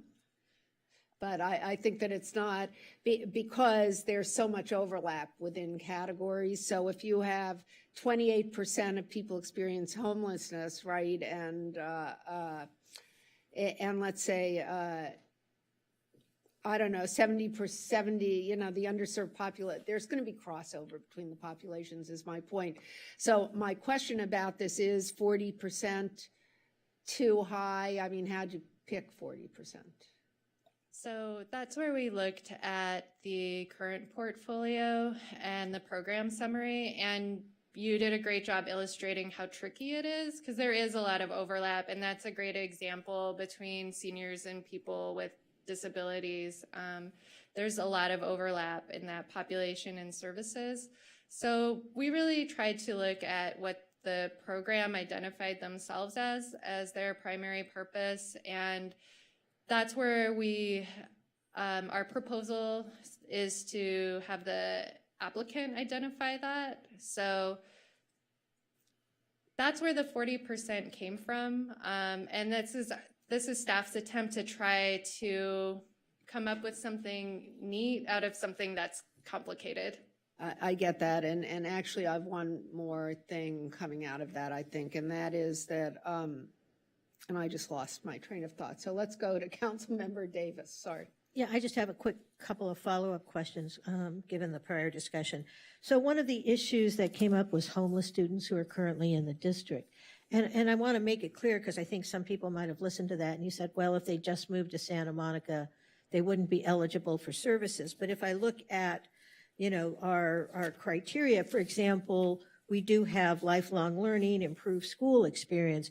We would not, if someone was in a classroom in one of our schools and they happen to be homeless and may have just moved here, we're not going to take them out of the classroom and say, no, you don't get services. So they'll still be eligible for services, just maybe not as a homeless individual, but if it's a homeless student, they'll get things like improved school experience, key academic transitions, you know, whatever that Thank you, criteria is. Councilmember Davis, for bringing that up. There is some nuance, like you mentioned, with students in Santa Monica. So that's correct. When we are funding things like school-based mental health services, those every student that's in a Santa Monica public school is eligible for those services. We would not say, sorry, you're homeless and you just moved here, you can't have access to mental health services. So yeah, thank you for confirming that. Yeah, and then with regard to the, I mean, as I understand, the reviewing committee, what are we calling it again? I'm sorry. The review panel. Yeah, the review panel.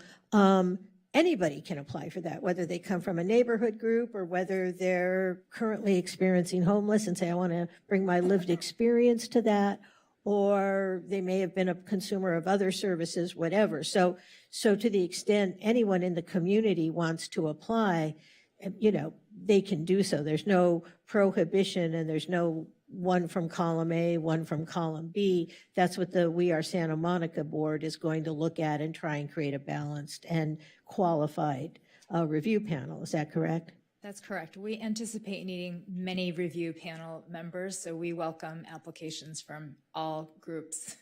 Right. And then with regard to the proposed outcomes framework, you know, I think I want to emphasize that what's here is very general, specifically so that any innovative programs or any different programs than the ones we're funding now have the opportunity to do so. If we start to get too granular in what the criteria are, we're going to start excluding programs. So am I correct that one of the reasons, I mean, for example, lifelong learning. One is improved school experience, and one of the metrics is percentage of students with improved GPAs or grades, and that could be interpreted as closing the achievement gap, for example. But we don't want to say specifically closing the achievement gap, because there may be some population where we're less worried about the achievement gap, but just worried about objectively getting grades up, that sort of thing. So I think, am I correct that we're sort of trying to keep this as general as possible to broaden the potential number of agencies who could qualify within these frameworks? That's a really great way of explaining it, and the intention of keeping it broad is that flexibility, being nimble, and then also it'll be exciting to see which proposals come in, and by keeping it broad, the hope is that new and innovative proposals will be submitted. And just two more questions. One is, I'm assuming that there's no objection to adding the finance criteria to attachment H, assuming that's what you're going That's to. the 30%. Right. I believe that would be okay to add. Okay. And then the other question I have is on section 2 of that document, the third bullet point. We had a little bit of discussion about this last night. It says not discriminate in the hiring of staff or provision of services on the basis of race, religion, sex, age, national origin, disabilities, HIV status, political affiliation or beliefs, or sexual preference. One is, I don't think we use the term sexual preference anymore. I think we use the term sexual orientation. I could be wrong, but I don't think we use sexual preference. And then last night we talked about this as well, is adding, and I'm forgetting the language we used last night, was it gender identity and identification? I think we should add that as well. Again, I think we should replace this with the list we used last night in the House. yeah, that's fine as well, because I think the issue is that, again, we want to make sure that services, that there isn't discrimination in the basis of services to some of our most vulnerable populations, which we now know are unfortunately being persecuted. So I'm assuming that would be okay as Yeah. well. Thank you for that recommendation. Okay. With that, unless someone has an objection, with those changes, I'll move the staff recommendation. Oh, you seconded? I thought you were, does anyone have any more comments and questions? I'm sorry, who's second? Negretti. Councilmember Negretti. She's very actively moving and seconding. I have one question. Oh, no, there's In one terms of the testimony of clients, so there's a requirement that there be a complaint sort of procedure, for those organizations. How would you deal with the testimony of clients, good or bad? So within that process, like let's say, for example, a nonprofit has, I'm sure that staff asks, can we see your complaints? Like, is there, right? You get that information from the grantees as part of their reporting. So part of the monitoring process would be on that ongoing monitoring. That may be a piece of it, and as part of a site visit or something of that sort. And it's also I'm sorry, I just want to clarify. It's not after they're funded, but in terms of determining who gets funded, you would the past performance. Will you include those complaints that you have received, or even positive testimony from clients?